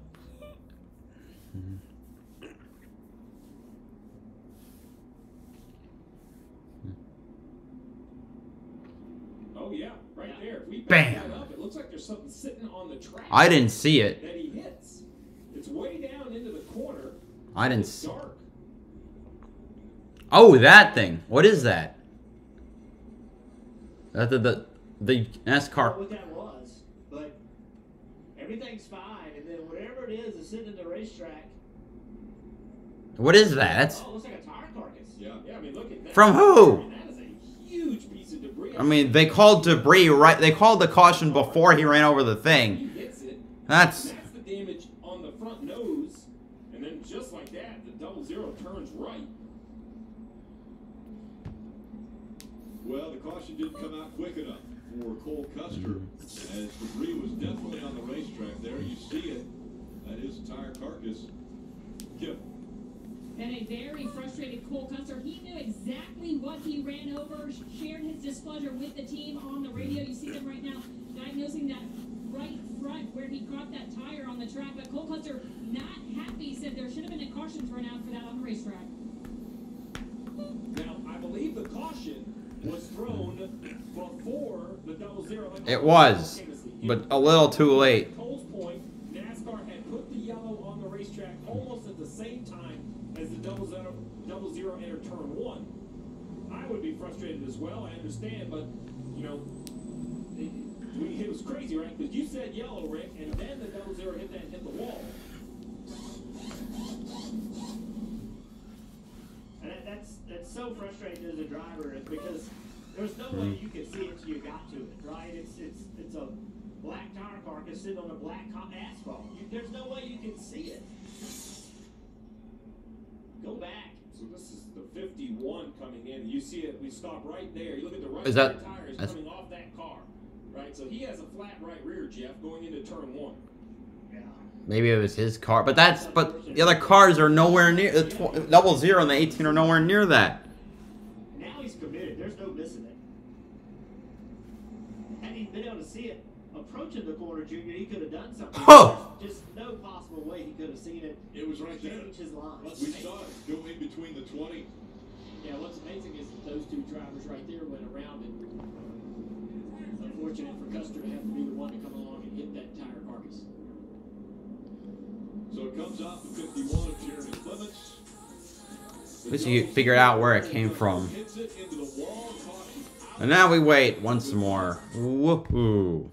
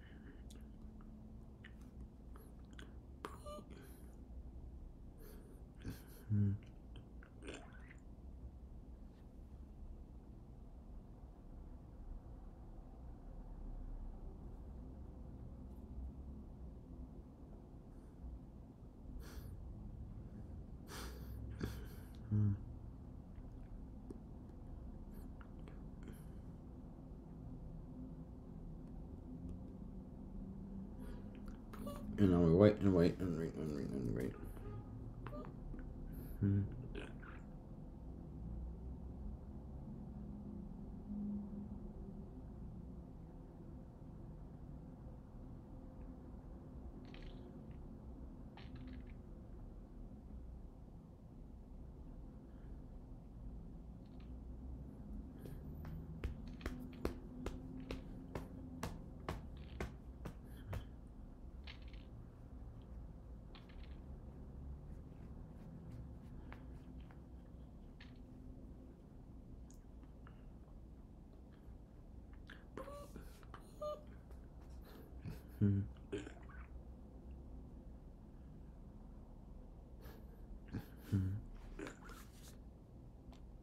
For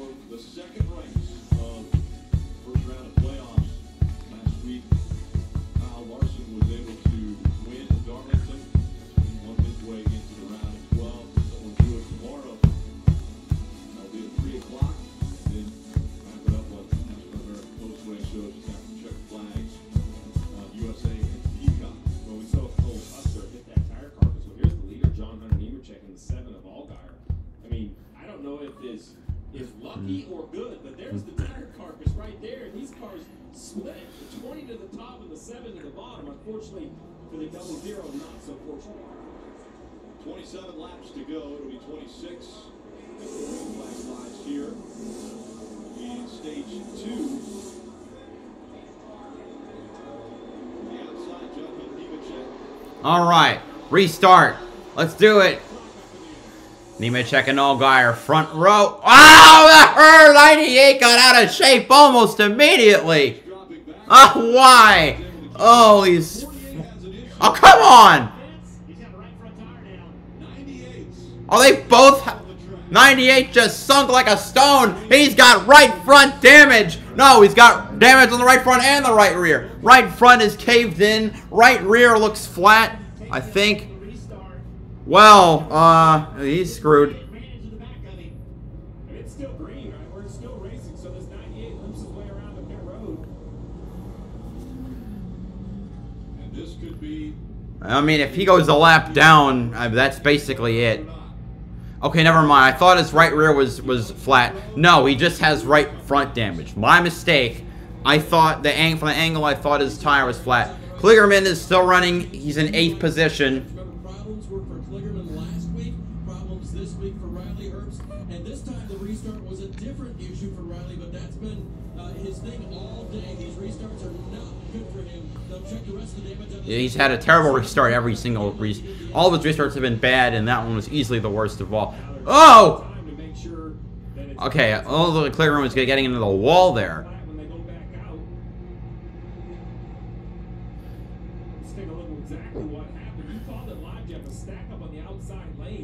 Which is Kligerman. But who stacked up? Okay, yeah. Whoa! Looks like maybe a missed shift, Jeff. The 48 screwed up his restart, and the 98.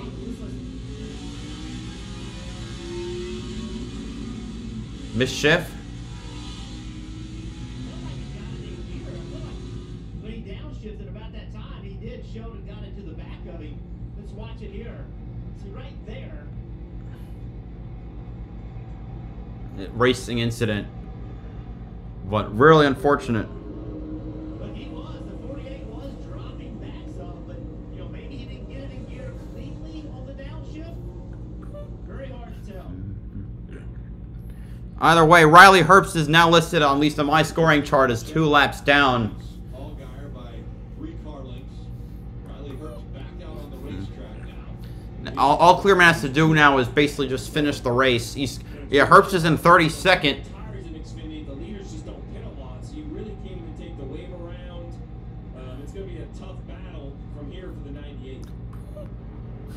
Unless he, don't take out the. I see, the 48 is ahead of him. Don't want to give up hope on Riley Herbst making the playoffs. Parker Kligerman right now still running his race in the 8th position. Yeah, Herbst is two down in 32nd. So he'd gain 3 stage points if he finishing in 8th, which would put him to +5, and given he's 8, then if they finish as they were, he'd be 29 points ahead.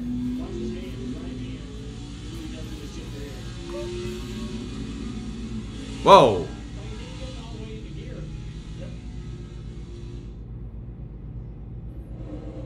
Riley was able to get it into 3rd gear and accelerate, but not quick enough to avoid what happened right there with Herbst. Well. That happens to you when you try to get it in gear too quickly. You've lifted off the gas, but just before you start lifting, you start moving the handle forward, and it just cannot fall into gear. It's just rushing that shift.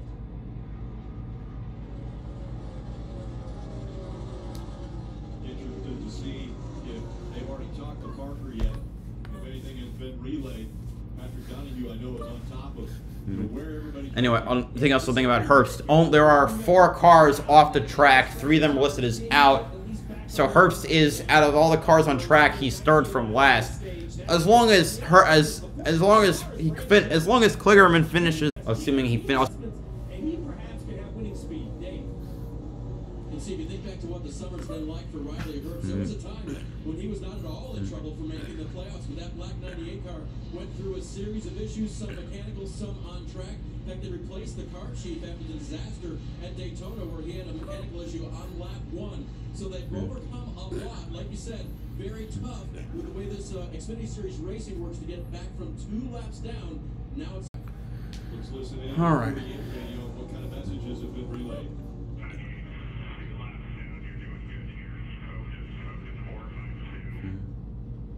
So there's some information about the 98, but how crazy... 48 loses a position to the 11 car of Derek Krause. Runs into him. I mean, it's just...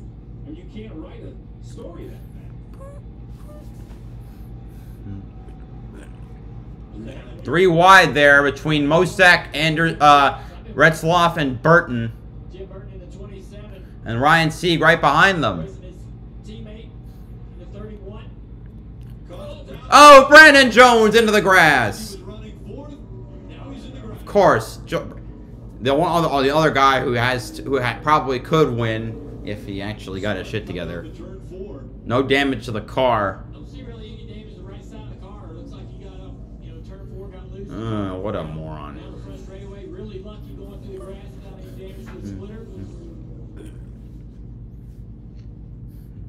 Six cautions already. Record for Xfinity is 12. We still have 5/8 of the race to go. Lost it. Just asking a little bit too much out of the car, and around it goes. This is the part you get nervous about when that front splitter hits the grass. But it looks like it rolled over top of it pretty good. Not much. Also, that looks like turf, so. Big challenge for the 9 now. Maybe it is grass. It's grass. I think. 4 sets in the pits. So it'd be shocking if they feel like they could stay on this set with 15 laps to go on the stage, but you really have to consider trying it. Because you don't, if you put a set of stickers on now, you're going to be a set behind the cars you're going to be racing for the win. Something else here, Steve, that happens is that Jerry McClemmons was a 1 lap down. He'll get his lap back. That'll put only one other person a lap down. So if you could get another quick caution, then that could help Riley start getting his laps back, Kim.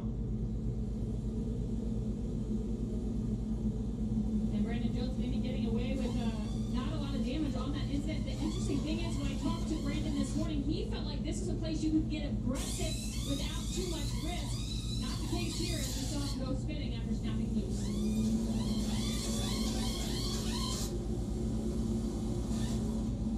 Service done to the 9. They'll get him back out. Pit road was closed when he came, but obviously by spinning, he's going to start at the back of the pack anyway. Yeah, the leaders, they would love to have tires, but it just goes back to the tire limit. They can't put an extra set on here. So you just have to kind of ride this set of tires to the end of the stage.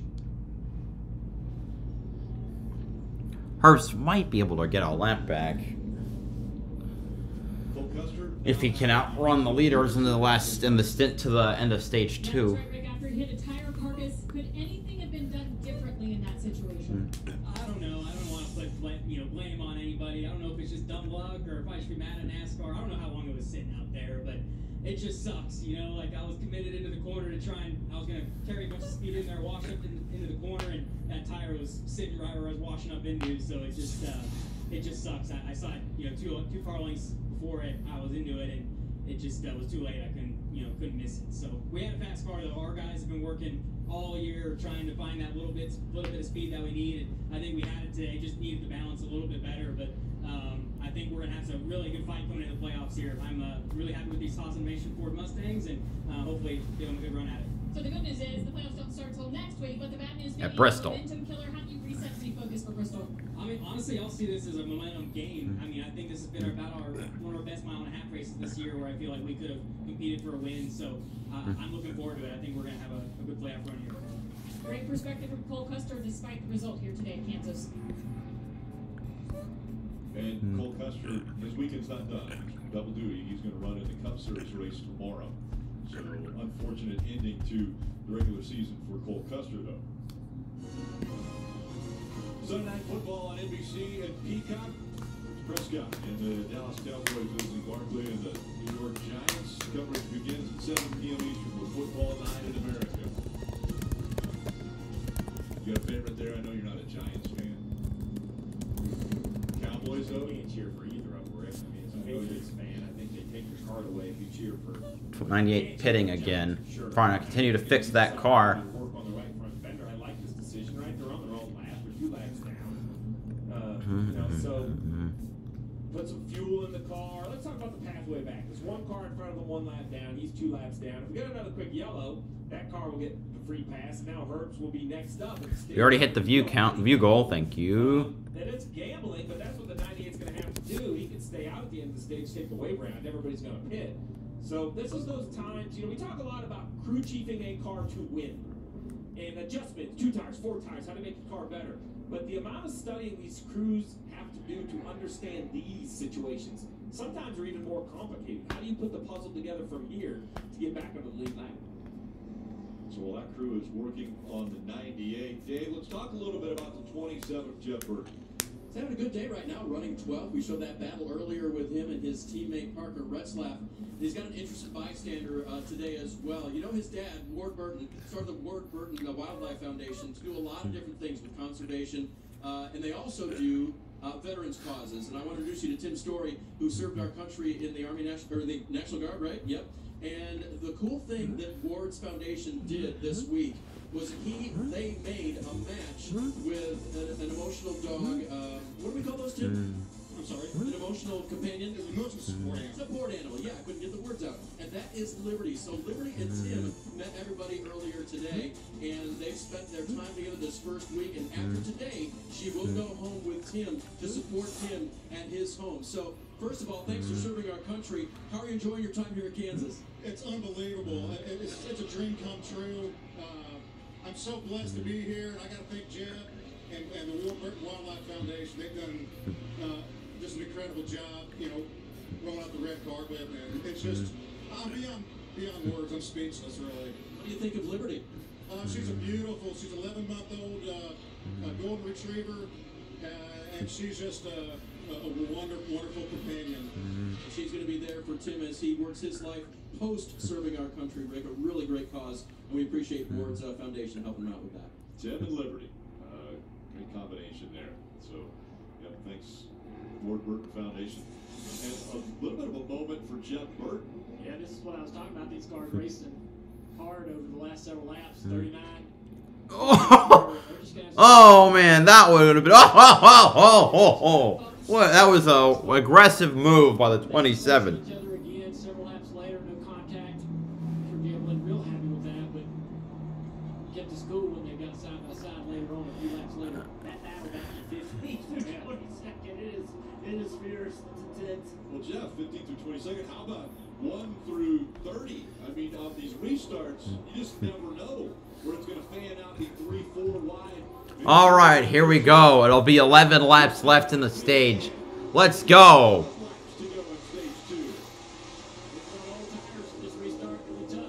Oh boy. Car's far wide for third. Oh, shoot. Sammy Smith to the inside. My God. You see the 7 of Allgaier trying to work that higher line. He's in third now. Barely close, though, for 4th. They've been stuck in the middle right there.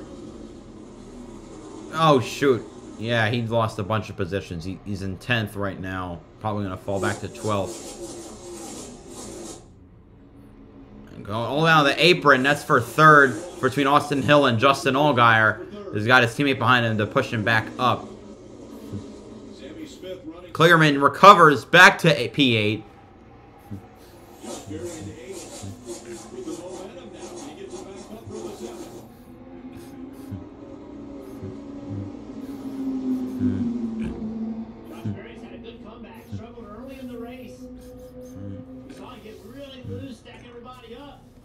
Now he's got his car much better, racing his teammate third, Dave. They went to work on it. At its worst, he was 15th. It followed way back into the clutches in the middle of the pack. But they went to work on it. At one point, it was insanely tight. Then it got just a little bit free, and now you can see what he's doing, trying to run down his team. JGR battle up front now. Sammy Smith closing in. Hasn't had a good run. Well, he just hasn't really run well since consistently since his win. That's where we see him excel. See that great run he got off turn 4. And there's Josh Berry with a Lotus team trying to pass his teammate Justin Allgaier for P3. Wow. But Allgaier's momentum on the top side will keep him locked into that third position.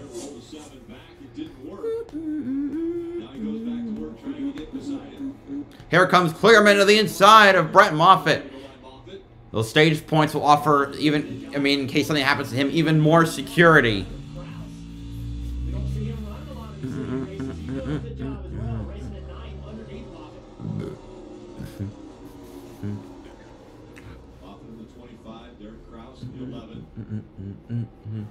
See, Derek just goes straight to the bottom of the racetrack.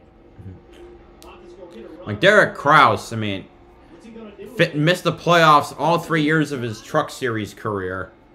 But once he got in at least in a decent to good Xfinity car, I mean, because Kaulig is all over the place, he's been able to show his actual skills. Top 10s in nearly all of his races. Back in 2016. Kim, what about Moffitt? He was the most confident this morning when I talked to him that he's been all year before a race. He said his success here gives him the confidence boost that he otherwise wouldn't have. Right now, the car rolls over the right rear just a little bit too much. Feels like it's a little on the splitter. Otherwise, has really good outright speed for Moffitt, who runs in the 9th position. Here, Chandler Smith, who's like still 13 laps down, so he doesn't mean shit. 13 laps down the field, had an issue earlier, was in the garage.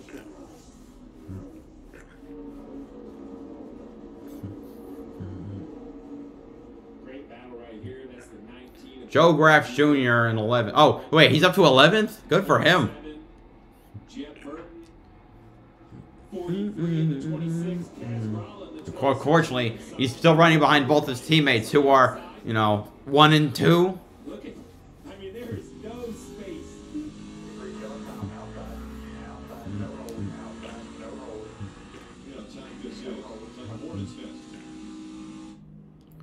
God, I love this track. Oh, man, 5 cars tango in and out for 12th.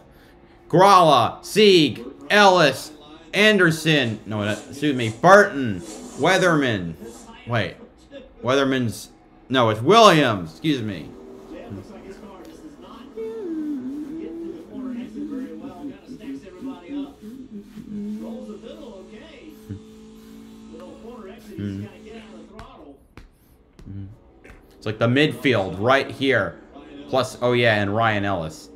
Alpha Prime's not midfield. They're the back of the field. But the 43 having a good run.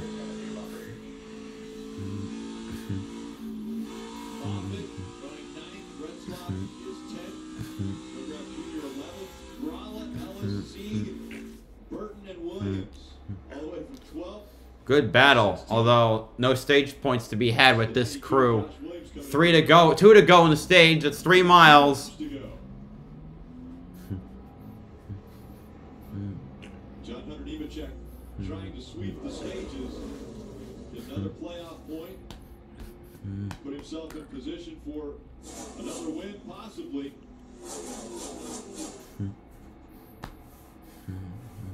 John Hunter already the winningest driver in the Xfinity Series with 5 wins on the season.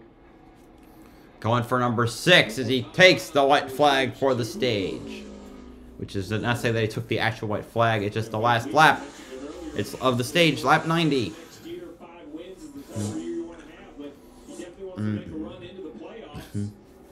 Sammy Smith in second, another Joking Racing entry, so the Toyotas definitely have really good pace right behind them. Allgaier and Berry both out of Junior Motorsports, and then 2 RCR cars with Austin Hill and Sheldon Creed. Comes down. Nemechek will sweep the stages. 20 points to him. Second goes to Sammy Smith. Then Allgaier. 4th Berry. 5th Hill. 6th place Sheldon Creed. 7th place Kligerman. 8th place goes to Derek Kraus. 9th goes to Parker Retzlaff. And 10th to Brett Moffitt. Caution out.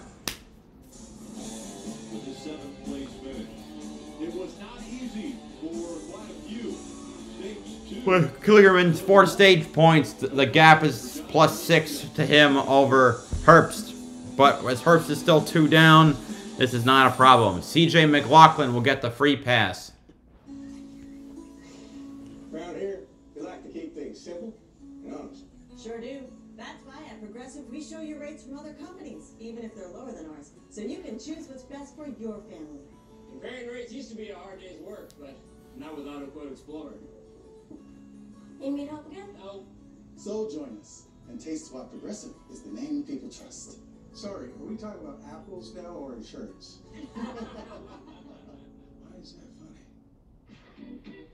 We've never been good at keeping secrets. Like how Sonic's new Bacon Peppercorn Ranch Grilled Cheeseburger with small fries and tots is just $3.99. Oops, burger's out the back. Sonic Bacon Peppercorn Ranch Grilled Cheeseburger deal for $3.99. Planning to move? Join the 6 million families who discovered a smarter, more flexible way to move with Pods. Save up to 30% now for a limited time, whether you're moving across town or across the country. Save up to 30% at pods.com today. Looks like you got a corner office. Lucky.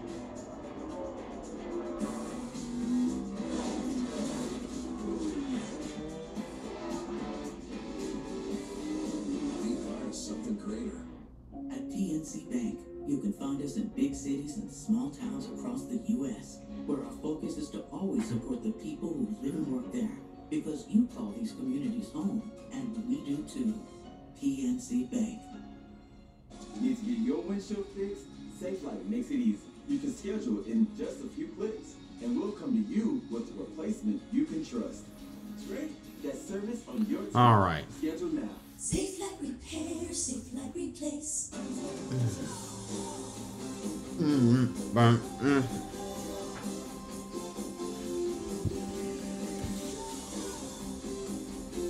Get saucy. Applebee's all-you-can-eat boneless wings, just $12.99. In the NASCAR Xfinity Series playoffs, wings are made here. And here. And definitely here. But with the championship on the line, your name can only take you so far. A will to win, a hunger for speed, and a whole lot of heart. That's how to see your name in bright lights. The NASCAR Xfinity Series playoffs.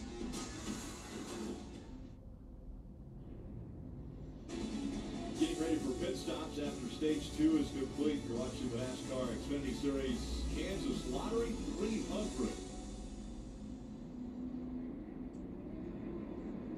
Pit stops will be coming here and putting the emphasis on these crew members. Again, 5 on, 5 off. Sounds so simple, right? Yeah. 5 lug nuts on either side, just nice and easy, kind of. John Hunter Nemechek in the field, mid road, and they'll start peeling off quickly, Kim. All right. Pit stops. I don't even know how I was showing the 48. He's basically, unless he crashes, he's good. At this point, just for who's going to win the race. Let's see. 18 car is going to peel off with a 14.1. 7 on the 20 going now.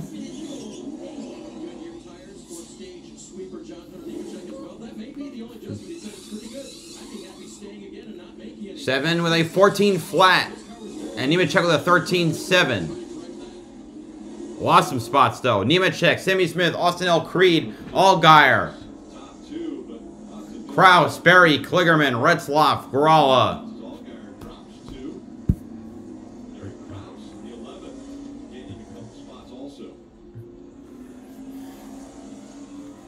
So as the Xfinity drivers coming off of pit road, we know tomorrow, the Cup Series, it's race 2 of the first round of the playoffs right here at Kansas.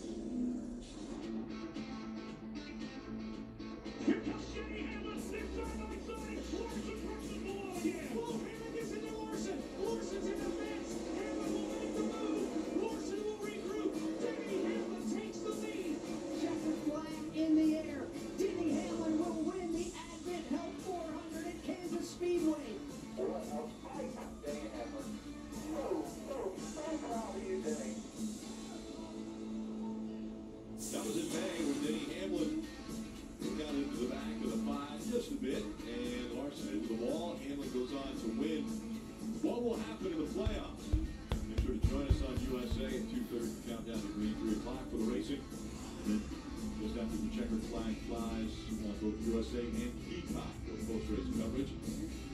Larson won a week ago, so he is on to the round of 12. Take a look at the points, though. The bottom 4 after Bristol will get eliminated from the playoffs.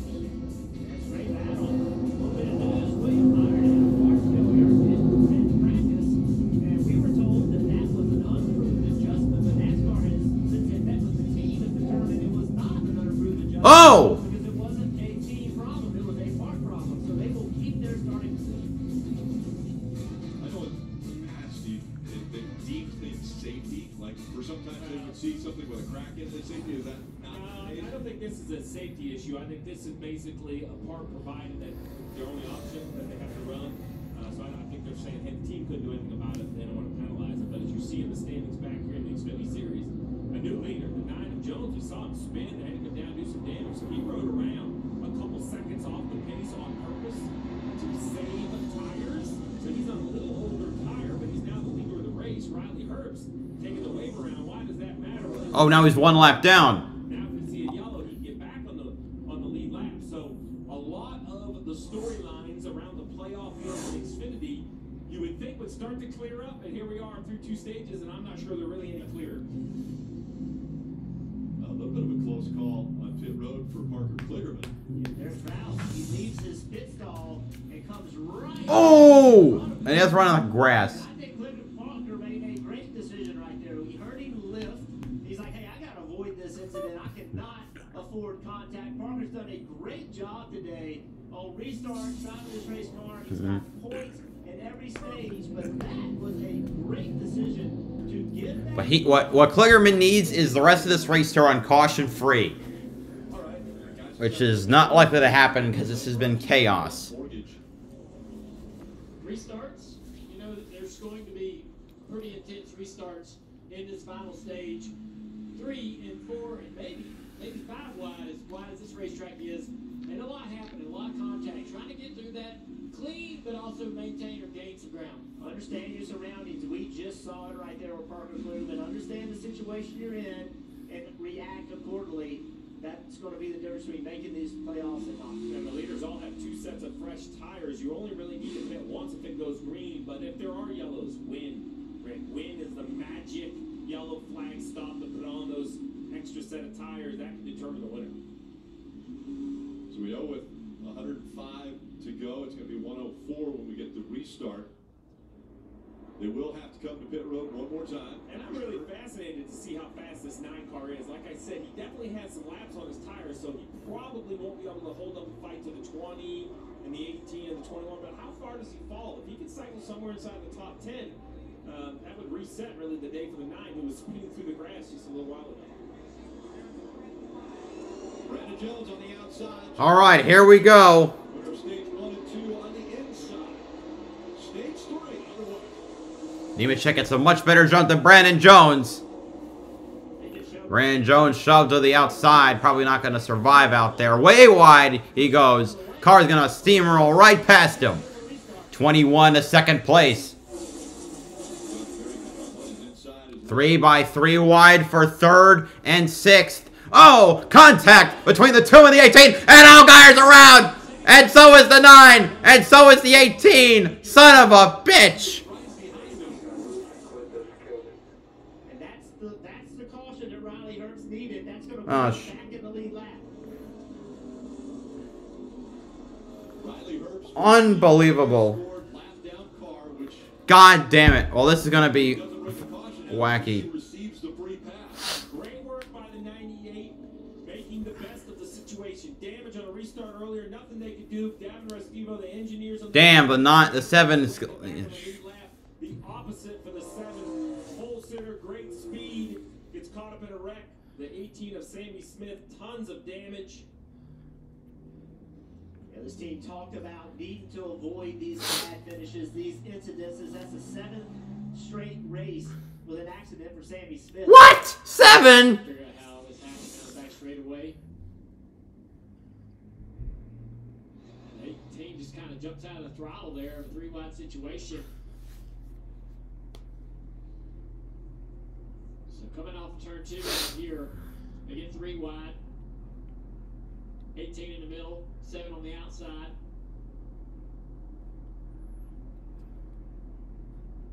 Sammy just kind of lifts really hard. You know, entering that corner. I don't know if Josh Berry was ready or understanding that he was going to do that. Yeah, the three wide right here. Josh Berry. Oh yeah. There's contact getting into the corner too far. And that's why Sammy Smith checked up a little bit. That contact. Here it goes. Yeah, that's where it started. Slow motion, it just looks so simple, but now it rears real speed heading down the backstretch. The contact from the 2 of the 8 and the 18 checks him up. Look at the difference. No, 8. So quickly. I'm with you, Dale. Initially, I thought, you know, the 18 said, hey, I just don't want to be 3 wide. I'm going to get out of gas a little bit. And then we see it's really the 2 kind of trying to arc the corner, I'm guessing. Nah, but the 18... Just kind of converge right here. I'm not sure that... I think you called it right. I think that they were expecting the 2 to turn a little bit sooner than he did. That contact getting into the corner started this whole stuff. There's Parker Kligerman sliding right by. One playoff spot out there to grab. It's a great shot of it right here. See the 2, he just doesn't... Well, now Kligerman can't rest now. He's got a... He's got a... I mean, he's got a 6-point gap. So 7th or higher is good unless the 98 wins, in which case, you know, he would have made it anyway. So, I would disagree with that statement. I don't think it was on purpose, but I think 18's out. Head-on shot coming at you in a 3-wide situation. Creed was more like the middle of the racetrack.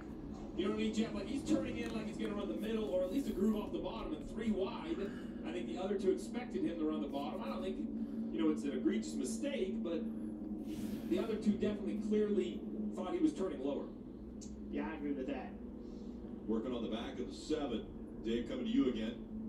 So the left front, I believe they talked about cutting a splitter bar so that they could pull it up manually and get the splitter off on the left front. They do have to replace that bumper cover on the back, one of the required parts. So they have named the personnel, they have named the tasks, and Jim Pullman looks on from above the box there as they try to direct Justin Allgaier's repairs here, see what he can make out of the day. And I would coach them through this if I'm Jim Pullman, even if there's nothing to gain, because we talked a lot about prepping for the playoffs and practice. Well, this is great real-time situation for this crew to be ready to make a repair like this, because in the playoffs, this could be the 1 point that advances you out of a round.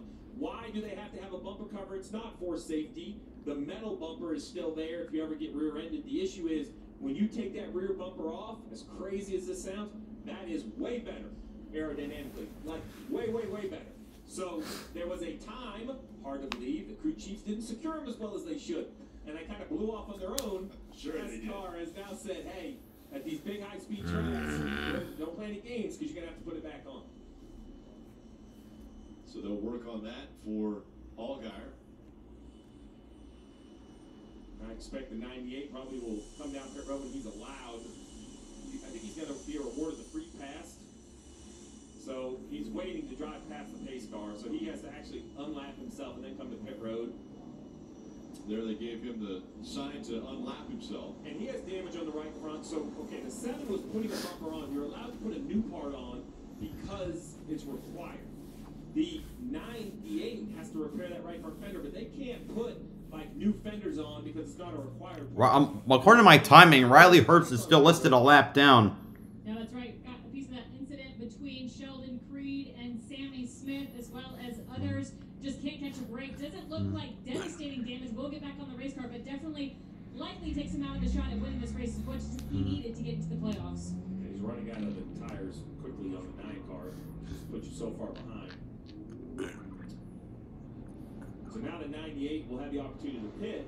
They'll probably get caught up to the field because they'll continue to try to work on that fender. They're not racing anyone because they're the free pass. They'll have to line up tail end, last car basically on the racetrack. Actually, but he's on the lead lap, which means he can gain points. So actually, caveat: Hurts might be on the free pass, but he has no tires left. He just needs to be aware that an issue here, you know, points are available. So he'll be incredibly vulnerable in the latter half of the stage. As he was able to gain some more points in the second stage as far as stage points. So for the day, he earned 9 points through the stages. And with the issues that the 98 had, right now where they're running, both of them on the racetrack, they're separated by 29 points. So you see stage points earned today. John Hunter Nemechek earning the most that you can by winning both stages. But Parker Kligerman doing a valiant effort of gaining as many positions or as many points as he can to get him set to potentially make that 12th spot for the playoffs. Dave? Rick, if you ever wondered why you keep your driver's head in the game, it's for instances like this. 2 laps down, not a lot of opportunities to get those laps back. He has gotten them back now, and so the 24-year-old, who can be feisty at times, has been calmed down. He has a fast race car, and now he's got to see what he can do with it toward the end of this race. They'll change the 4 Goodyear tires here, a little adjustment to the chassis as well. Sometimes the rough day you've had, Rick, actually takes the nerves off. Now you're not expected to be in it. Now he's going to go after it. After this, the 8th caution came out.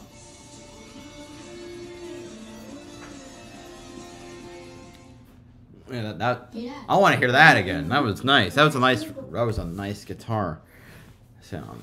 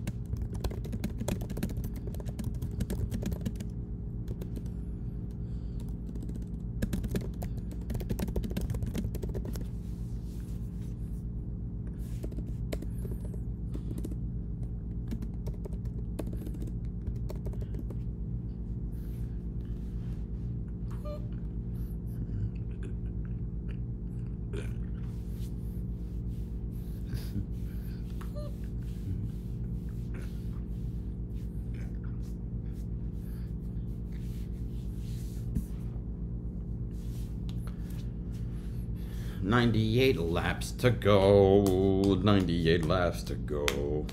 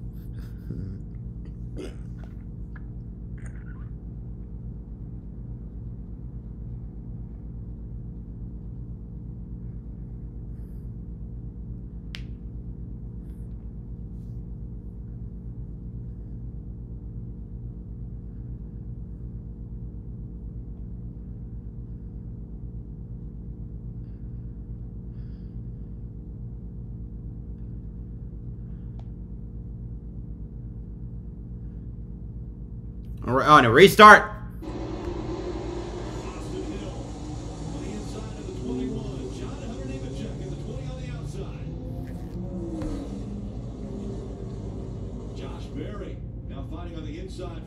Question is, how fast will Harps be now?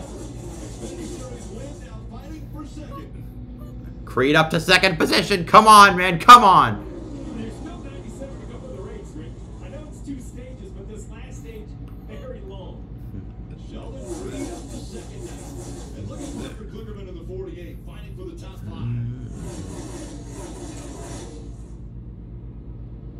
I know Parker Reslong having a good day. Ran well last week at Darlington also.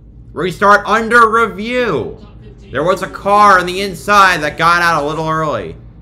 Jim Burton there at 9th. Ellis. Rawls, Sieg, Moffitt. Jograph Jr., Massey, Williams. All looking to have great finishes today. A lot of shitty cars. Like the SS Greenlight. There's the 16 who's now 12 laps down. Oh, sorry, that's 26. It's a blue. It's a light blue and white car. Forget me for getting confused. The race, Dale, is every time I look up, he's struggling, but he's running the top, which is kind of the third line, makes it a little bit difficult for these other cars to get around him. Okay, slower than the top half, but he's still got some speed. Now 5 cars listed as out.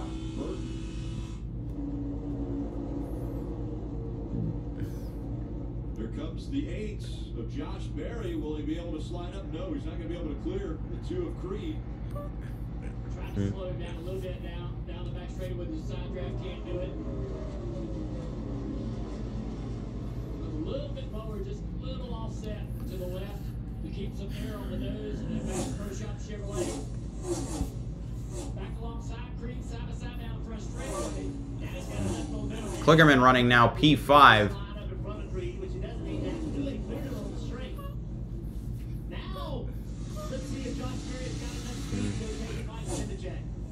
This is the Josh Berry I've been waiting to see. This is the one we saw last year. We got to get it figured out at the right time. Heading into the playoffs, going cup racing next year. We talked a lot about John Hunter. Let's not forget Josh Berry announced it a few months ago now that he's going to take over the board for Kevin Harvick. I know he wants to be the champion. And this is what we expect to see out of the driver of the 8. The fastest car on the racetrack that lap. A couple tenths faster than John Hunter. Come on. Anybody but JGR. Anybody but JGR. Riley Herbst now in 20th position. It's a 20. Okay, or something. Right now it's a 22-point gap. The race early. We heard the frustration on the radio with the 2. What happened? Yeah, it's just uncalled for. He kind of came up there, and once he came up, the 8 hit me as well. So I was kind of just along for the ride there. I tried to have a good restart, felt like I did, and just got put tight on my door there, getting into 1, I got free, and then got put on the other 30. But thanks everybody. He's now moved up to 18th. Had a really fast car, and it sucks. We gotta keep Or so. digging. We'll have a good start. Or something. Right now his gap is 21st. Now it's 18th. And he's going to start looking forward to the playoffs, which will begin next week. 21 point gap now. Brandon Jones, he's picked up 12 spots on this restart. We saw him spin into the grass a little bit ago. Team's done a nice job. Put tires back on the car, get him back some track position. He's got good speed right now. So came down pit road, lap 100, and put another set of tires on. So he's got a little bit newer tires, 6 or 7 laps better. But they're at a big disadvantage because they're behind on tires at least a set. And so, as we get more yellows, they're not able to put new tires on this car. The rest of the field is. That's when it's going to be trouble for them for 15. That's what it comes down to. Remember, 4 sets of tires in your pits to run this race. You put 1 on after stage 1, 1 on after stage 2. The leaders have 2 left. As Dale just pointed out, we think the 9 probably has 1 left. The way they cycle through, probably use up some stuff. They want it to be an obvious time to put the last set of tires on, and then not have a lot of yellows towards the finish where the leaders can then put another set. Herbst up to 16th. That gap shrinking. He has an issue as we were listening to the radio. Who does? Vibration on the 20 car. Who's now ahead by 1.5 seconds over Josh Berry. How do they check, Steve? Well, I just want to answer that question. Vibrations here? Absolutely. Absolutely. I mean, for as long as I can remember, with this tire, right? Not the new big sidewall cup tire, but with this tire in the Trucks, Cup, and Xfinity, for the last decade, we've always had tires. Daniel Hemrick is back on track, 75 laps down. And a lot of guys come down pit road thinking they got loose wheel and find out that they don't. And Dale, I like the fact though that you know that information, and I'm happy if you ask me to check. So what do I check? First thing we do is we check the videos. All the tire changers wear cameras. You can see how well they hit all 5 lug nuts. You see these pink lines painted on the socket. Well, when the lug nut's tight, you can see the line stop. The other thing is they measure the actual air pressure to the gun, and you can see the variation in air pressure on each of the 5 lug nuts. You can say, okay, at least 4 are tight or 3 are tight. You can have some more confidence. It feels exactly like a loose wheel, and so that's the only concern for driver. It doesn't feel slightly unique. Brandon Jones up to P8. Who's running the fastest laps? No, it's Nemechek. You've got 4 sets. Odds of you getting a set that's going to shake is low, but it does happen to quite a few cars in the field. As we're focusing on John Hunter Nemechek, we'll take a look at the Toyota driver update. And already he's going to have this number, but laps led for John Hunter Nemechek goes up to 69 now. 69 60. 115. I love that 69. The 20 has been out front. This battle for the final playoff spot is for sure not locked up. You mentioned it, Parker Kligerman, 9 points in the stages is really... All right, 15th place for Herbst. We don't see a lot of stage points, so that was a big effort from the 48. But the effort's been matched by the 98 with resiliency. Remember, they had the issue, they damaged to the right front. They've got a couple laps back, and here they are, 15 and running on the fence. This is... I got 3 more cars. Oh my God, he's hauling ass. Like, Herbst has to win. And what they've earned, the 98 needs to beat the 48 by 7 spots. He needs 6 spots with Tyum, but unfortunately, the 48 has a tiebreaker, so he needs to beat him by 7 spots. So if you're Parker, you're on top 7, you know he can't beat you by that much, right? Now up to 3rd, 13th. The gap is now 14. That was for 13th place. And surviving the restart, that was a big deal for the 98 because he was 3 wide, 2 wide. He was working his way back through cars that were much slower. Now those restarts, even if you're not fighting cars that are fighting for the lead with you, that can get really messy. And it did not. Riley made it through the car as clean as it was with that right front fender damage. He's working his way forward.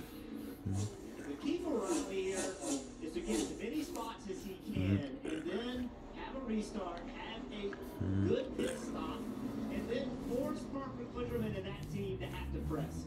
You don't want to put them in a position where Gap. He's now up to 13th spot, but he's running out of cars that he's slower. He's running out of cars who are running. Actually, no, he's not. He's hauling still.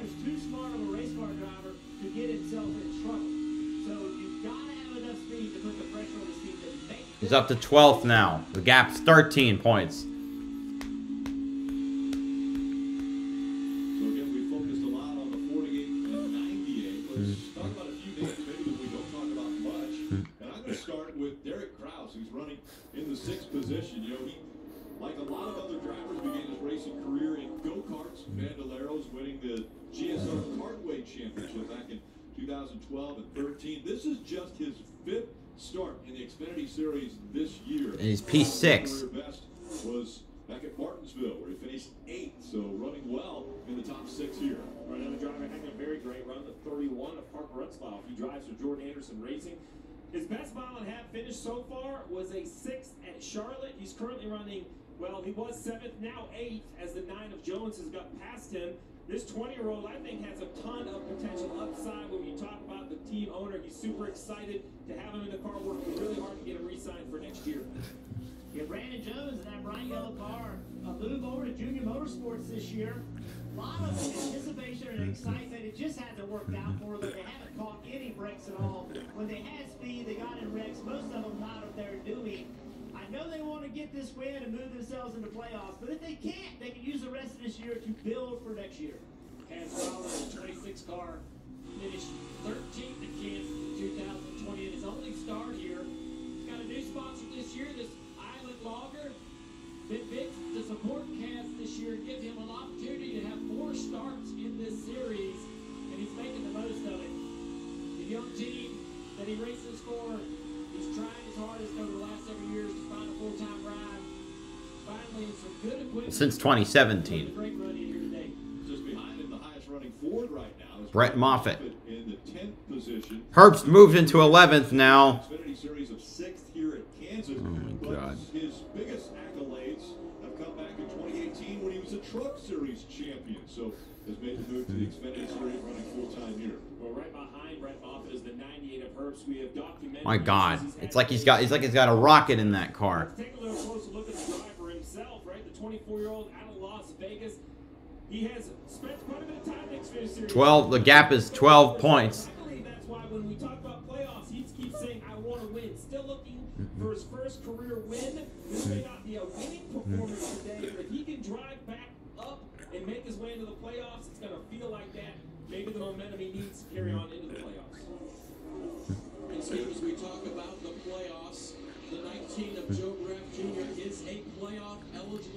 Wrong car! Back in 13th position, and he drives the Joe Gibbs Racing 19. He's in the series all season long, racing for There we go. Racing as well. Radioed his team the last time down that it was the best it had ever been, just a tick loose for draft. Take a little tighter look at a few of the drivers out on the track. John Hunter Nemechek Still leads. Anyway, Herbst past Moffitt for 10th. Now the gap is, let's see, it's 11 points. It's Wendy's for the new loaded nacho cheeseburger. Everybody say nacho! It's melty, it's crunchy, and it's queso. Easiest choice I've ever made. Of course, he's not the only one transferring. Heyo! Stable's got room for 2 quarterbacks. Ryan, who are you? Matt Lennox, quarterback, national champion. Afraid that doesn't ring a bell. For the full nacho experience from all 4 sides. Where's the beef? Choose wisely. Choose Wendy's new loaded nacho cheeseburger. At PNC Bank. All right.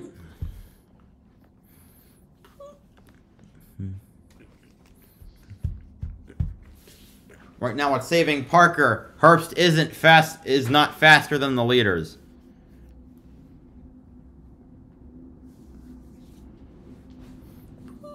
He's coming up on Kaz Gralla.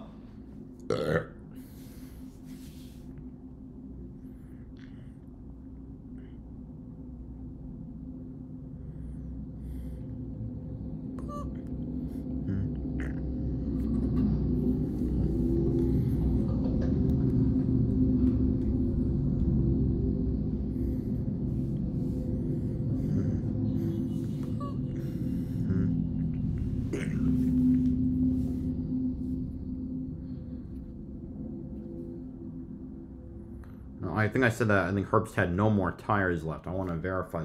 Oh, is Herbst pitting? Okay, wait, never. Herbst has 1 set left. Oh, flat tire for the 98. As soon as I talk about him, holy, well, he's done.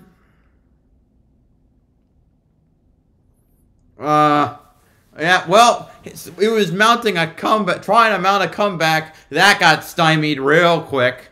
More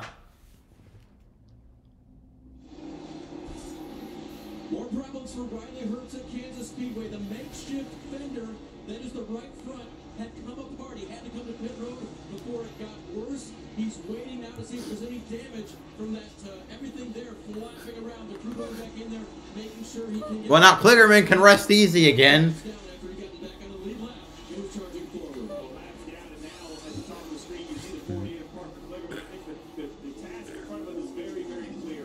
Just finish.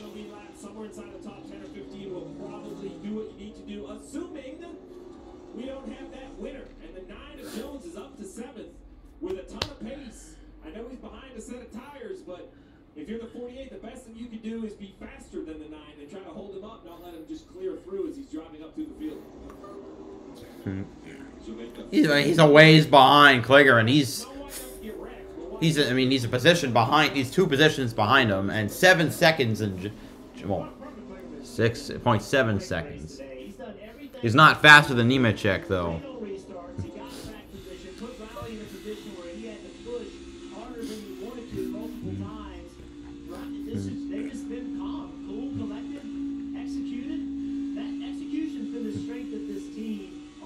Ninth, second, 8th, 7th, 3rd, 4th, and the unfortunate 24th. The last 7 finishes for that 48 car and Parker Kligerman. truck races, he's had wins there, has been a broadcaster for a couple of years now, but last year he got the nod. They said, we want you to run full-time in the Xfinity Series for this 48 team.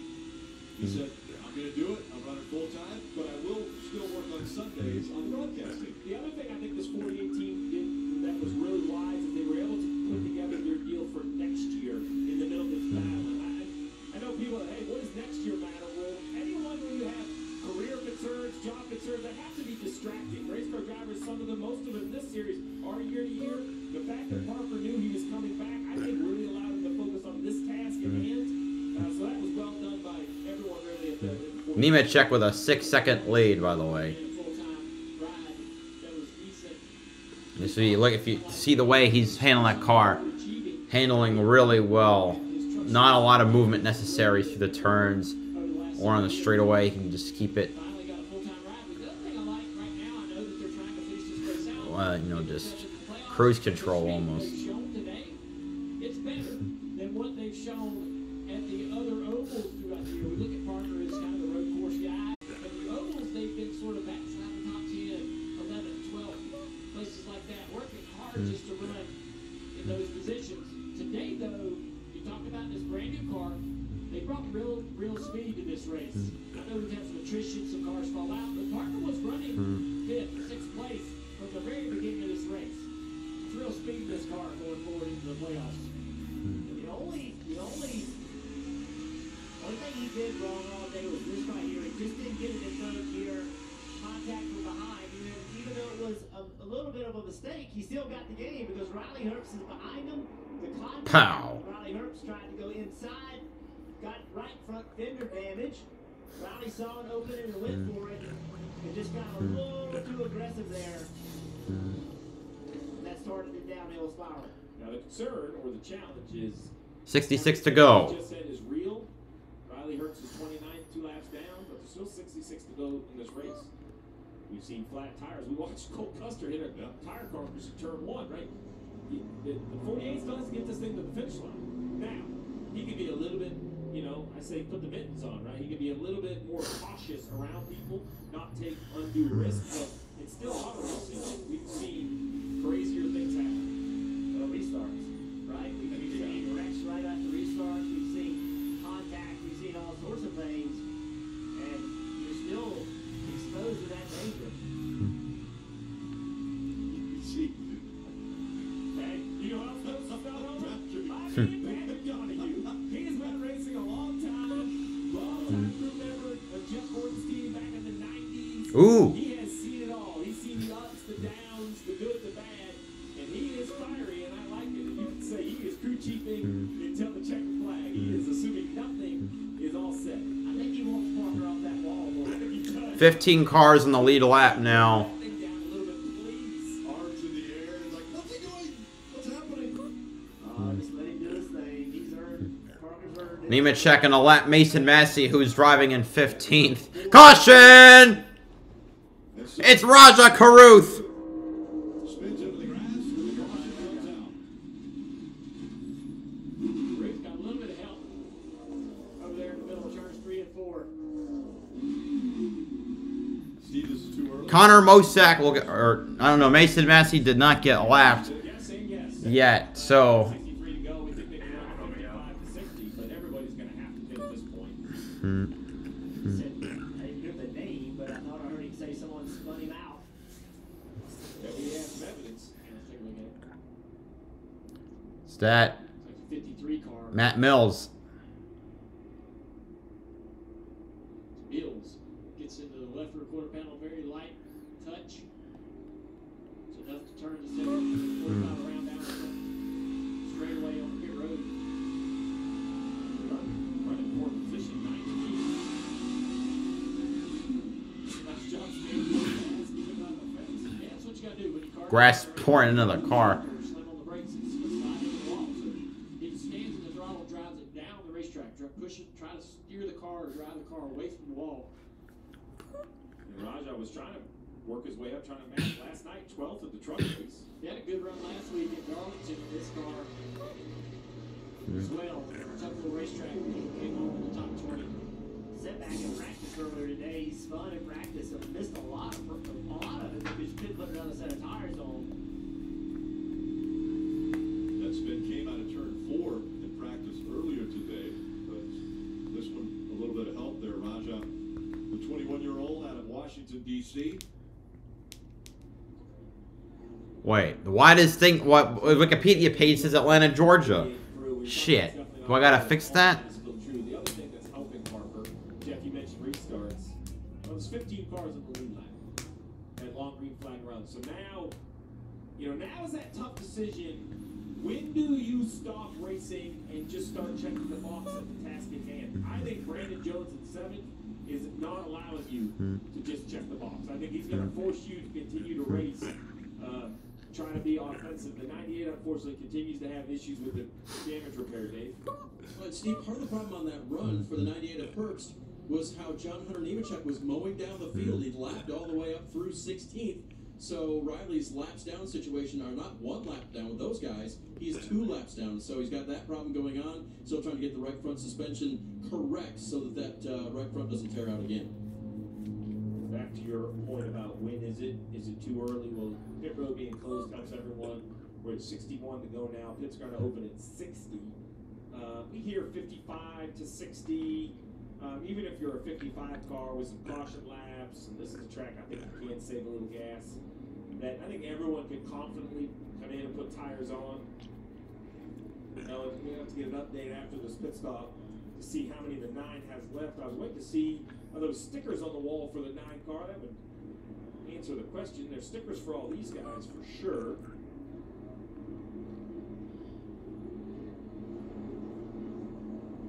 Oh, there you go. Question answered. Still has a brand new set of hits. Now he just wants us to go green from here. Yeah. And Sheldon Creed reporting to the team, the longer they ran, the freer it got on that Chevy. It's going to be Ford Fresh Goodyear tires, Sunoco fuel, the Astra, slight chassis adjustment too. You see the wrench going in right there. Parker Clearman said, I started to get loose, center to exit, but my big request is make it turn better in the center. Completing service for Fresh Goodyear tires, Sunoco fuel for Parker, Dave. Josh Berry in the 8 was loose. They'll make an adjustment for that. John Hunter Nemechek was asked, did your car go tight enough for us to work? Sheldon Creed at 13.5. Josh Berry 13.4. Nemechek. Oh, a slower one. And Josh, no, Nemechek gets it off. Berry, Hill, Creed, Clearman, Kraus, Jones, Gralla. Oh. You don't want to make mistakes, even coming to pit road.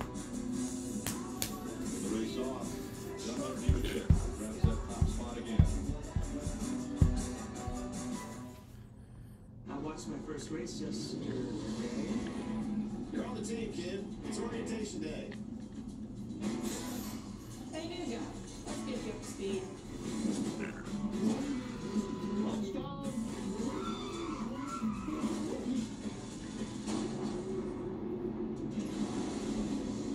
Your workspace is ready. Looks like you got a corner on this. Something creative. Let's go places. You know when a melty grilled cheese sounds so good, but so does a bacon burger with creamy peppercorn ranch. And you couldn't possibly choose, cause burrito work too good when tummy empty. Sonic bacon pepper.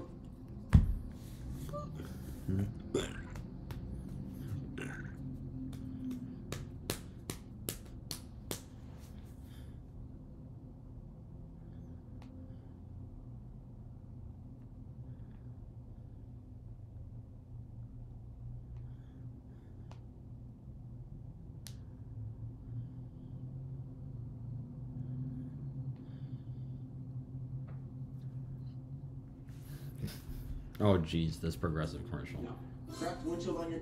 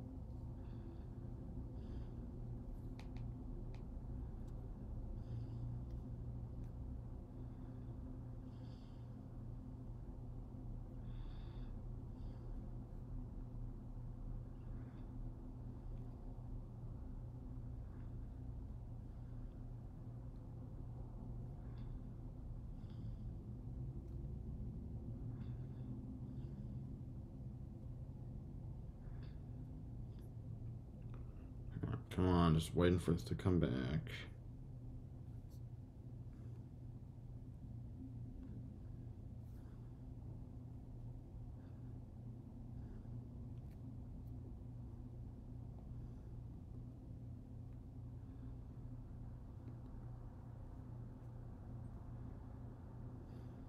We're back.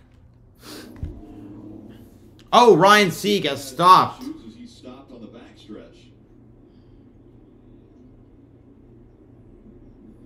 Looks like he's going to get a little push back to pit road. Kim.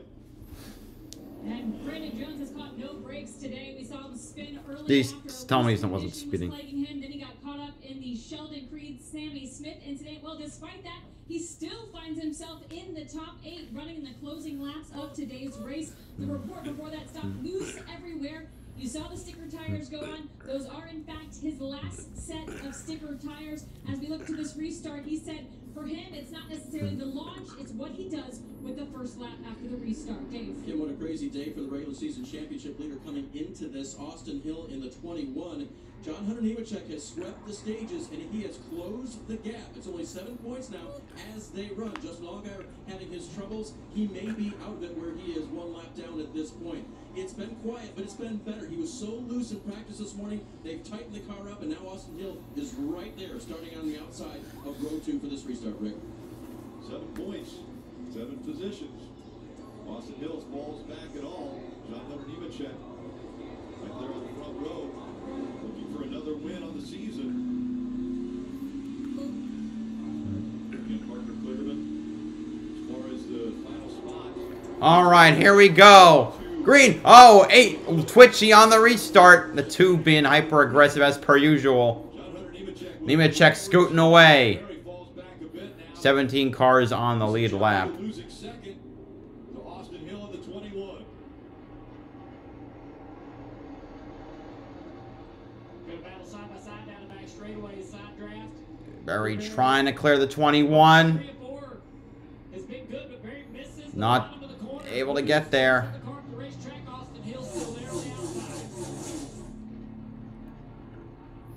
Those two say side by side. They go to turn number 1. Now Barry with the advantage. But Hill's not giving him any 7 trying to 9 trying to find a place to go. Anyway, the 8 clears. He is yet to win a race this season. They're 3 wide for 4th. The 9 slips by the 2 and the 48. Oh man, we've been talking about the 48 and the 98 and their points battle. But if the 9, oh caution. It's Caruth again. 45 around once again. So Rajah Caruth. Issues on the apron now. Jeremy Clements gets the free pass.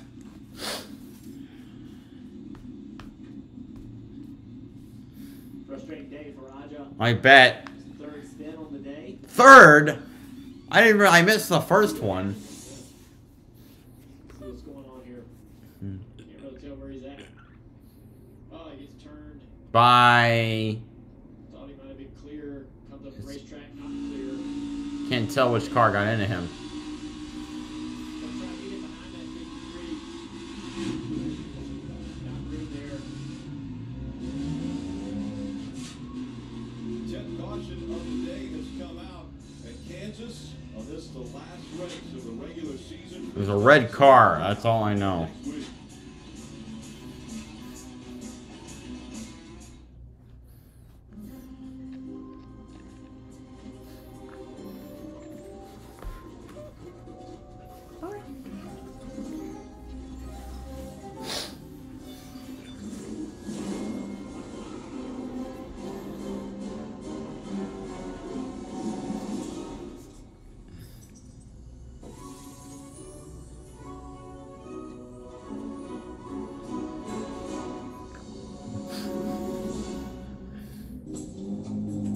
What caution number are we on? That's what I want to know.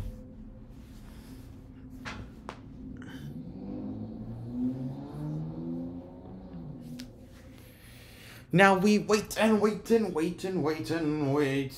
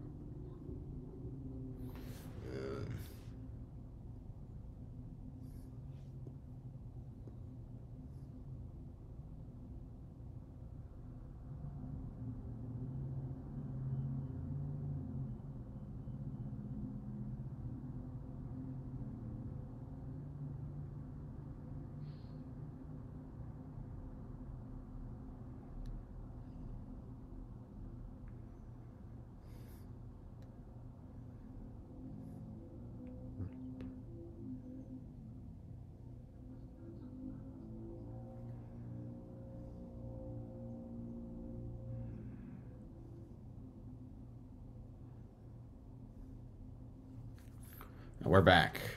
Like a month before I'm going to drive a race car, I get really nervous and get hard to be around, but I feel better for this trip.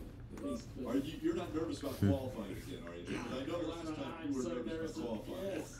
Okay. You're messing with me. No, I'm not. I'm not trying to mess you. I know that You're not trying. You're doing a heck of a job. I'll tell you that. Well, it will be fun to watch you back behind the wheel. Kim. Oh yeah, next week he's doing Bristol and Martinsville, I think. That or Bristol and Homestead, I forget. No, but I think it's Bristol Martinsville. All throughout the race, what does he need to do in these last 52 laps? Just be smart. We keep the tires and the fenders on it. And pray that the 9 doesn't win with the speed he's got. That'll also help. Job preparing, and the cars had good speed all day. And I think all we've done is adjust air pressure, and pit stops have been good. So hopefully we get out of here in the next 50 laps and go race at Bristol. Restarts are crazy here at Kansas. As you look at this next one, what are you hoping for, Parker? Come off turn 2. There you have it, Dave. I'm sure that's what Ben Bashar wants as well with his driver, who's been mowing him down out there. Any more concerns with that vibration earlier? No, we think we found what it was in the last stop. There was a lug nut jammed in between the wheel and the caliper. Luckily, it was just enough that it sort of clearanced itself over 20 laps, so I think we're okay now. Wow, and you can see that regular season championship too, right? Sweep of the stages? Yeah, it all probably depends on if we can finish this thing out in front and maybe want to lose a few more spots. But yeah, we're just gonna keep plugging away one lap at a time and see what it gives us. Charging as hard as they can. And by the way, Riley Herbst in the 98 back on pit road, and he had to make some changes to that car. The right front of the splitter was gone on the car. He said it was just flapping around that fender, and that's why he had to come back down. Felt like he was going to crash. I mean, the 98 at this point, it's just got to get the thing to the finish line. You need to make sure that you have to force 48 to finish is the point, right? You can't take yourself out of the race. It just hasn't been what they want. I think the 48, I agree with the crew chief that says, hey, I want to just kind of roll around the restart. But the one thing I would say about the 48, Nemechek, Berry, Hill, Jones, Kligerman, Kraus, Creed, Gralla, Moffitt, Burton.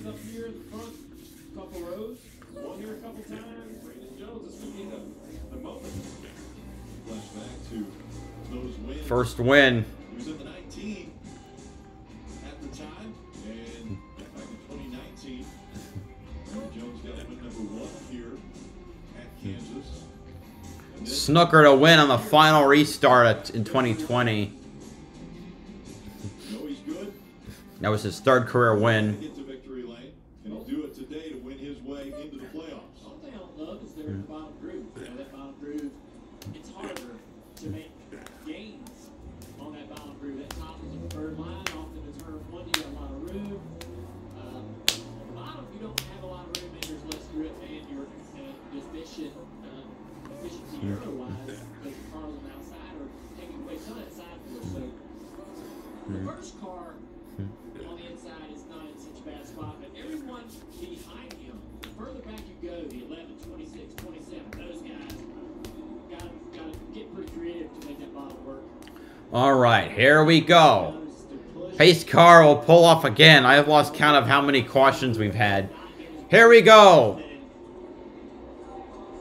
Better restart looking for the 8.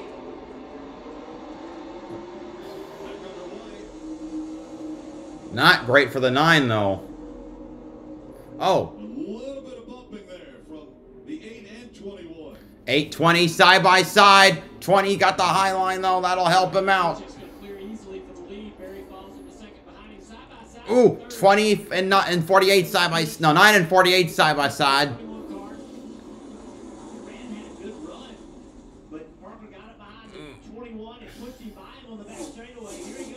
8 car back to 2nd position. 9 trying to clear the 21. I think he's got it. Or at least he might. He got it. 48's got a haul past 2 if he wants to make absolute sure that he doesn't get screwed out of his spot. Here comes Parker Kligerman. So the 21 losing a few spots here, that does affect the regular season points with Nemechek out front. Will the 21 continue to lose spots? Can he even it out here. He fights off Parker. Kligerman there for fourth. Parker back to the inside. Brandon Jones. Oh my, I mean, he's coming hard. 48 almost in front of the 21. Not nearly clear. And the 9 car to second place. What is going on? This could be the biggest freaking upset in a while. His teammates. And he could be in a... He might... He's not as fast as the 20, but he's almost as fast. Though he's gaining. Oh, he's gaining. Is Brandon Jones right now looking for his first win with Junior Motorsports. Or just, it's been a, he hasn't won in over a year. For him to get into the playoffs. Well, it's going to take a lot of speed, too. His turns, the turn, not great. He and his crew chief, Ben Bayshore, have been a great matchup. He needs another restart, which is not out of the question.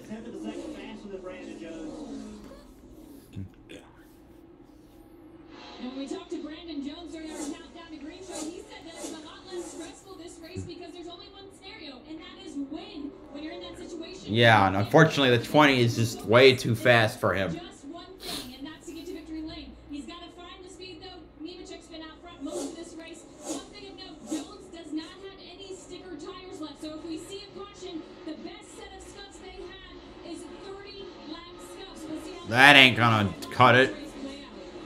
At that point, I'd just say stay out. Caution, and that basically ends the chance of the 9 to win the race. Old tires here are just not going to keep up with new tires. It's because he spun out and used that set earlier off turn 4. Austin Hill able to work his way back around. Kligerman there for 4th place.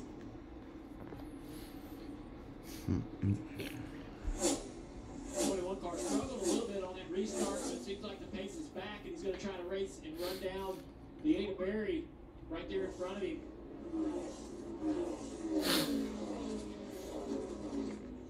The top 7, actually 8 now, are all separated pretty evenly around the racetrack. Nemechek's way out in front. Yeah, and he's running some great laps right then, almost 4/10 quicker than the field.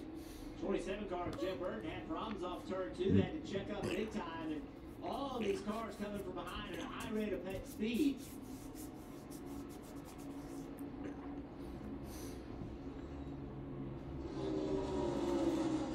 Derek Krause in that 11 car, he's done a really nice job today. Had good speed, stayed out of trouble, avoided incidences on restarts. Just a good outing for him. Oh, right here, man, really tight. Jim just cannot get off the corners. Like, his entry speed's fine, but he just, car will not roll on corner exit. And Carlos going to get up behind his 31 and get him loose up off the bottom of the racetrack. Red Slavs there, they're fighting for 9th place. Allgaier right in the mix there as well. 9th, wait, he's back on the lead lap. No, he's the first car lap down. He would love a caution, I bet. Right there, the battle for the lead has not changed. Same distance. These guys are just going at it. Now got our first car lap down. Damage to his car does not have the speed he had before, but they're not going to quit fighting. The team doesn't know how to quit.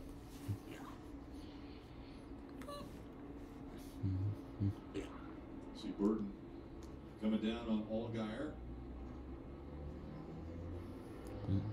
We're trying to clear him on the high side.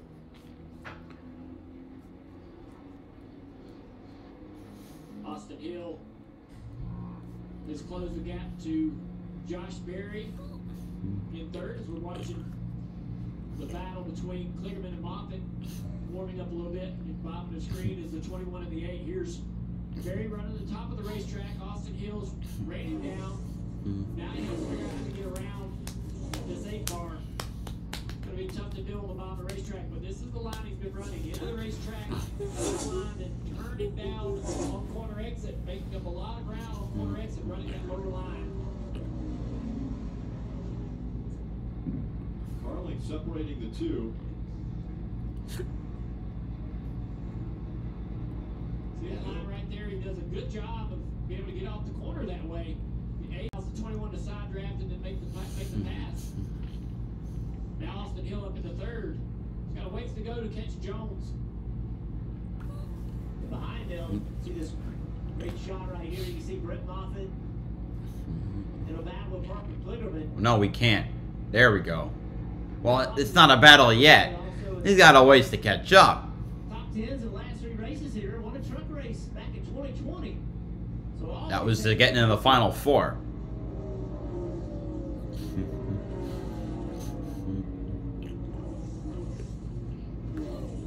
38 laps to go, Rick. The longest green flag run we've seen today has been 35 laps. 15 laps on the tires. You know, if this race continues green, that's really the key to all these guys. Is really, you know, you have to push, keep your car in good position, but also manage your car and your tires the best you can. I mean, unless Nemechek wrecks out, this isn't going to get interesting. This race, who has grip left in their tire to continue to run with confidence around the top? I mean, the gap is... About 12.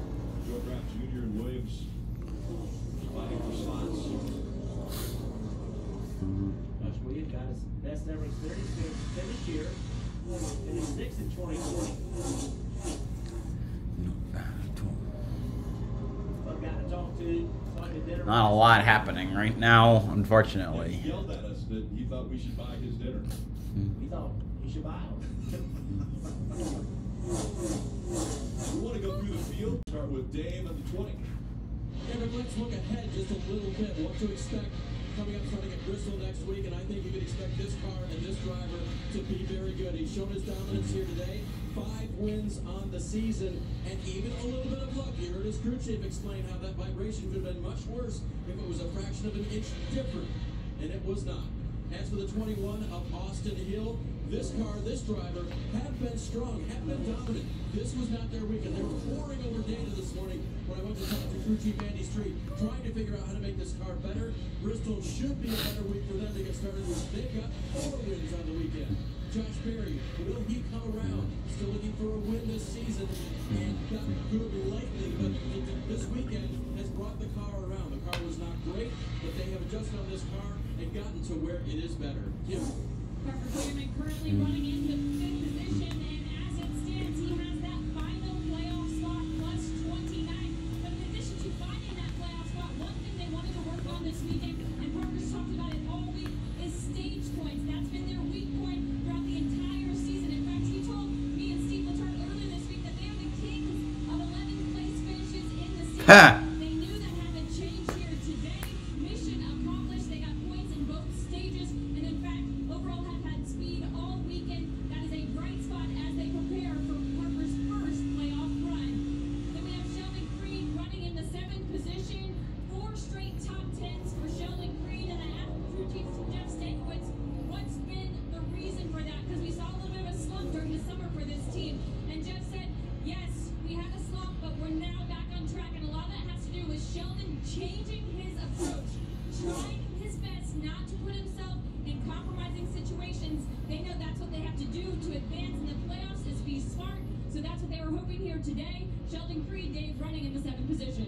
The playoffs are coming for Jeb Burton. He runs 9th, and this car is looking for speed on the 1.5 miles. I think they found some today. But the problem is there's not a drafting track in the playoffs. That is Jeb's specialty. No Talladega, no Daytona. So guess what? They have circled Bristol. Also a great track for Jeb Burton. He could start off the playoffs very well next week.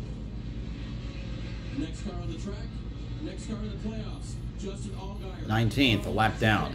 Contact on the track, he still runs a lap down. But you know, talking to crew chiefs this weekend, they're looking at this car for speed. They know they have a veteran driver behind the wheel in the 7, and they know they'll be dangerous in the playoffs. Can Riley Herbst get there? It's looking dimmer and dimmer for the driver of the 98 car. The 24-year-old has gone through so much today trying to get that car back in contention. He still runs 2 laps down right now, the right front, holding on that Mustang. Holding on is not the way you want to kick off the playoffs. Wait, why is the Roval on NBC? It's a cutoff race, but it just seems odd. Bristol, Texas, and Charlotte Roval make up the first round for the Xfinity Series. Then it's Las Vegas, Miami, and Martinsville determines who the championship 4 will be for Phoenix, November 4th. We see this 20 continue to run great laps leading this race. You know, 5 wins on the season. And really looks to be in playoff form. I mean, won both stages, that's a couple playoff points. You win the race. I mean, everything you're expecting out of this 20 we're seeing here today. And when I look at that playoff schedule of tracks, I just don't see a track that Nemechek has to be super concerned about, right? Maybe the roll. To be honest, this 20 kind of shows up each and every week. I think that the biggest thing with this 20 car is when they get into the playoffs, speed is not a concern. But what we've seen in the past, John Hunter Nemechek racing in the Truck Series, racing for championships, he's pushed a little too hard, got himself in trouble. And that has been the problem. But I see a different John Hunter this year. I see a more mature, a more calculative. I think he's smarter. He's applying all those lessons. But going into it, that to me is the focus for this team. Keep the speed up, minimize the mistakes. Midway Shore watching on, and others watching on. We mentioned earlier how these drivers, both Xfinity Series and Cup Series, are honoring cancer heroes. Well, the name on the side of the 20 is Tom Goddard. He was nominated by Jamie Goddard. Jamie said, "He was the hero not only to me while growing up, but also to my mom, sister, and brother when he was diagnosed with cancer. It made him a superhero, how he navigated all the treatments he was put through." They asked, why did you select John Hunter Nemechek for Tom's name to be on that car? And John Hunter's kindness and determination reminds me of my dad. And so that's the cancer hero riding along right now with John Hunter Nemechek here in the Xfinity Series race. Austin Hill back in third. Talk about drivers moving up. This guy here's made the announcement that he's going to stick around. All the other competitors were sad to hear that because he's actually turned into quite a competitor in this series. When Austin came into the Xfinity Series, we all knew he was really great at the restricted plate tracks, Daytona and Talladega. Really great in Atlanta with a new configuration there. But we weren't really sure what kind of driver he was otherwise, and he has developed a lot. He's with an organization that's good enough to help him survive some of the adversity that you go through as you do develop. Great pit crew, been able to gain him a lot of spots on pit road, and he's turned into a bit of a closer. Might not start the race with most speed, might not start the first stage with the best track position, but they find it. They get it on pit road, or he gets it late in the race on the racetrack. And now, he's running great everywhere. Awesome last week in Darlington, a driver's racetrack. This 21, I know they're going to possibly win the regular season points today. He's had a great season. I did not see that coming this year. He's absolutely taken the challenge of winning this championship to Nemechek. I thought Nemechek was a clear favorite this year to win this championship, but now he's... I thought it would have been Custer. Speaking of and Moffitt, those two are tight right now for the 6th position. Oh, Reed don't has wreck. Moffitt right on his back bumper. It was a nice pass right there by Sheldon Creed. Did a really good job of just kind of slide job a little bit, putting Moffitt in a position where he had to lift. And you talk about that 21 car, Rich Childress racing, his teammate, Sheldon Creed, he's going to make the playoffs. And what Sheldon Creed do we see? The Sheldon we've seen lately is avoiding problems, connecting the dots, finishing races. That's the Sheldon Creed we need to see going into these playoffs. If they do that, they have enough speed to apply some pressure to some teams and advance themselves through. And right behind him is Moffitt, who just lost that spot, Kim. And how about what Brett Moffitt has been able to do for this AM Racing team this season? A small team. Remember, he got that 4th place finish at Chicago, which marks the first ever top 5 finish for the team in the NASCAR Xfinity Series. But then they were on a little bit of a roller coaster. So the goal for these next handful of races, Brett said the tracks were really good for him. It was to level things out. Remember, I talked earlier about the confidence he had here because of the top 10 finishes he had in 3 of his 4 starts at Kansas. Well, I mentioned that to him, and he said running in the top 10 all day is the goal. If that happens, then their aim is the top 5. Currently, he sits in the 7th position, just 2 spots from the ultimate goal for that team here today at Kansas. Brett Moffitt is a driver that, during COVID broke both legs in a motocross accident. I mean, I've talked about it a few times, and it's just a really serious, gruesome... Oh! Contact between the 8 and the 48. Right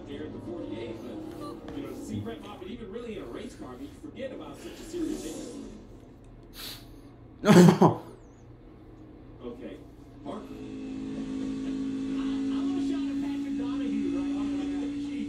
wish he was wearing like one of those wearables he could check his heart rate. Because right there, it probably went through the. Look at him. I know Patrick very well, and that face is trying not to. Look, you see the little head shake right there? That was the one. He got P4. Clearman got to P4, but that didn't look very good. What is he doing out there? He's passing. Going to the front. Up to fourth for Parker Kligerman. Race car drivers, race car drivers. How about Parker Kligerman and this team going into the playoffs? You know, we're talking about every team. Let's assume, I hate to do that, but let's think for a moment that they're going to make the playoffs. This team has brought a ton of consistency in the last couple months. They've executed. They ran well last week, got spun out. That was none of their doing. But they have executed races as well as anybody. A little bit of progress history. They've been really solid today. But this team, if they can get themselves in the playoffs and this thing finishes out, I think they're dangerous. I don't think they have the speed that Nemechek or Jones has. But what they do have is consistency, and they're working very well together as a team. Remember in pre-race, he brought up the championship fourth. He was already looking forward with that, knowing and confident that they could be that type of a team. 19 to go. Let's make them better. You know, I think now, if they can get through this, they can look at each other and say, hey, we answered the call in a big moment. We found a way to get this done and also run fast. They're running fourth. And I just think that makes them that much more dangerous. Well, the other layer I'll add to this is this team gets a lot of help from Richard Childress Racing. And when you look at the current running order, you have the 20, which is Gibbs Toyota, the 9, which is the Junior Motorsports Chevrolet.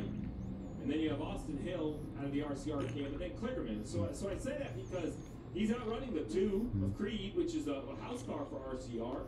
The Collet cars are also in that same technical alliance. So when it comes down to nuts and bolts is one thing, but now this is people.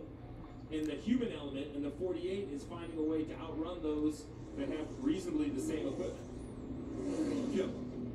We talk about Parker's consistency. Recently, only 3 finishes outside the top 10 in the last 11 races. They've had speed. They've executed well, just been caught up in a few mistakes that were not their own. So I asked Parker earlier today before we climbed aboard the car, okay, give me one word if you miss the playoffs. He said disappointment. And then I said, give me one word if you make the playoffs. And he said expected. He was calling his shot. He had the confidence in the team that they could get it done today and find themselves in that final playoff position. Playoffs are going to be a blast for him. I mean, just like this race was nearly impossible to predict, I think that's what we're going to see over that. You just showed the schedule, a group of tracks. I know they don't have Talladega in their schedule like the Cup cars do, but, you know, there are so many ups and downs over the course of the Xfinity Series playoffs with Roval and Bristol and so many opportunities. Parker Kligerman, if he continues on this path, will get a playoff point because he will be 10th in the regular season standings. So that's another playoff point or a playoff point that he can carry on into the playoffs with him. 15 to go. That's the big battle right now that's still going on is the regular season championship between the 21 and 20. It's still separated by 7 points. So Austin Hill running third right now has a 7-point advantage over the 20 of John Hunter Nemechek for the regular season championship, which he will get 15 playoff points if the 21 is able to continue on and win the regular season championship. Those are huge when you're trying to get to Phoenix. Watching the lap times on the racetrack, Parker Kligerman's running a little bit quicker than Austin Hill. He's a couple seconds behind, but could run him down. Just a few laps to go. It's a battle right here for 10th place between Graff Jr. and the 19 on the inside, the black car. Jeb Burton right there in that 27. Wow, Joe Graff Jr. actually getting into the top 10. Is this... What am I watching here? Parker is only about 10, 15 car lengths behind the 21. And for the last couple of laps, at least 2 tenths, sometimes 3. Wow, 48. Than Austin Hill. Catching up to the 21. Now, how do you manage that, right? You're driving to a assured spot in the playoffs, but you got a car out there in front of you you can go catch. That's always fun, too. Well, we know how competitive Parker is.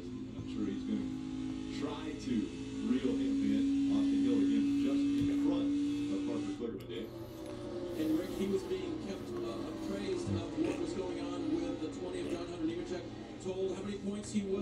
but also told he didn't have to save fuel anymore. So a lot of the drivers got right in the final fuel window for many teams, but he's good on fuel too, so it looks like he's just losing time to Parker on pure pace. So we just have to remember, I think everybody's good on fuel, but as great as this run is by Parker Kligerman, the only thing that's holding Brandon Jones out of the playoffs right now is John Hunter Nemechek leading this race. Now, I know the gap is over 5 seconds, but he's in traffic. He's running the top.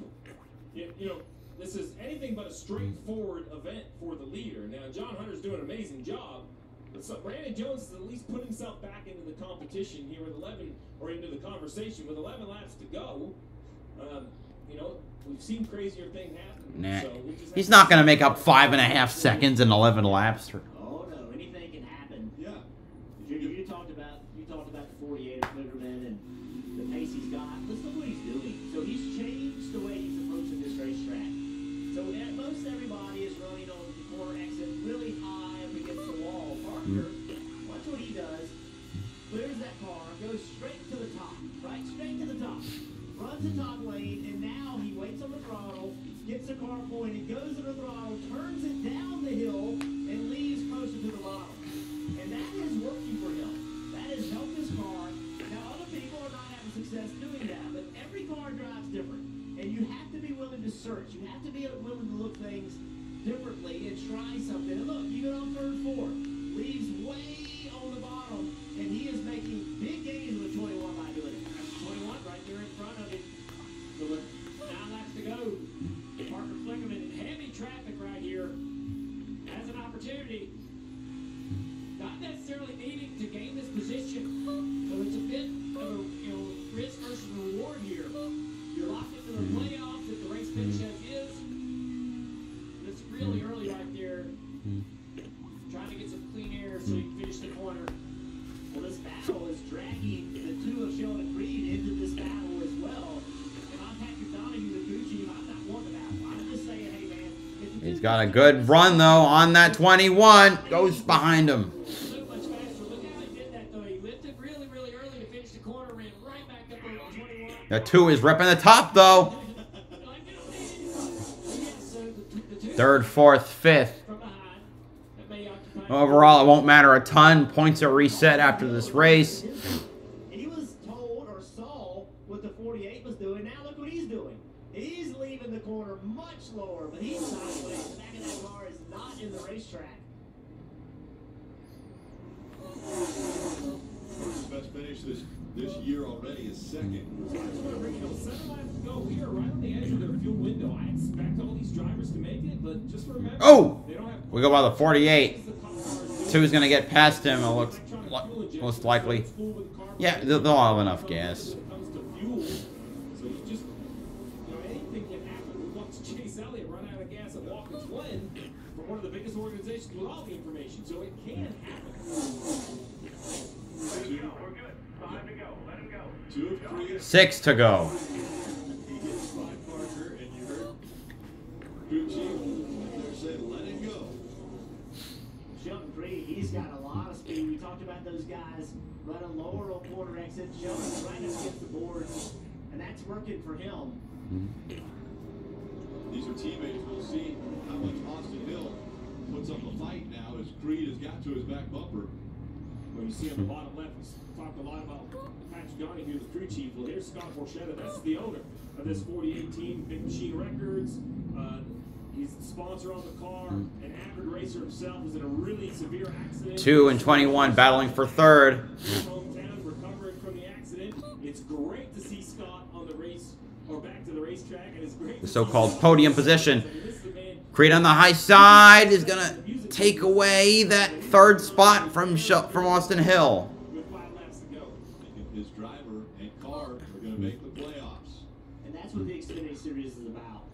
An owner like Scott Borchetta coming in and taking the fight to Joe Gibbs Racing, taking the fight to you, Junior Motorsport, Richard Childress Racing. That's what has built this Xfinity Series. Is those teams like that have a great deal of appreciation for Scott and owners just like him.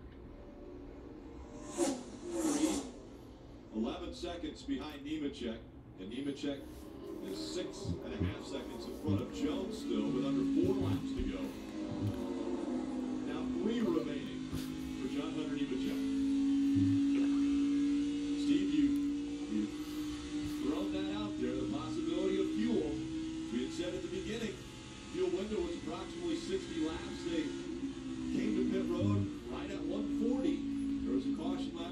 Ready to go. Flag came out, but that's right at that 60 laps. Yeah, we haven't heard a lot of chatter out of most cars. We're hearing a little chatter that the 2 might have to come to pit road. We'll keep an eye on that. But the 48 seems to be confident with their fuel situation. The 20 is the same. Here's the 48 putting a little mini slider on the 21.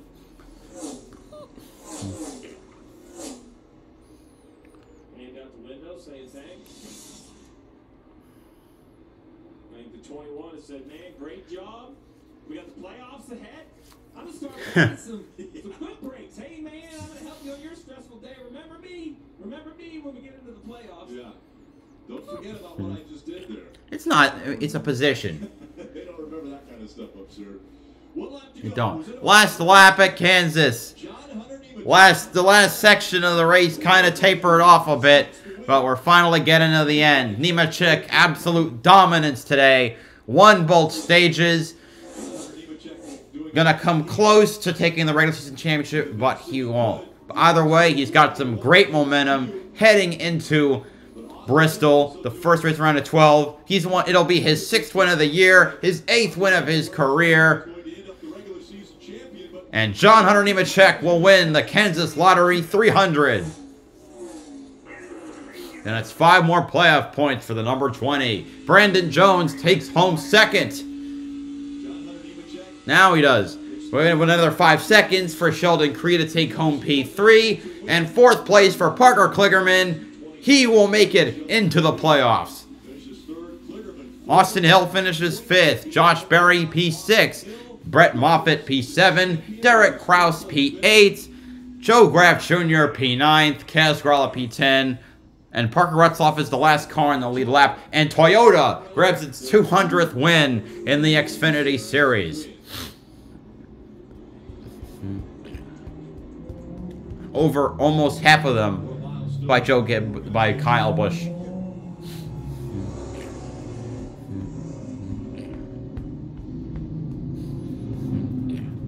Good momentum for them, but honestly, gotta hand it to Big Machine Racing. What a great job by that single car team to make it accompany the other 11 cars into the top 12 for the last 7 races. Thank y'all so much for coming out. I'll see you tomorrow for the Hollywood Casino 400, the Cup race, the 2nd race of the round of 16. I'm going to update my counts real quickly. This is Bowser Jr. XD signing off. Have a good one.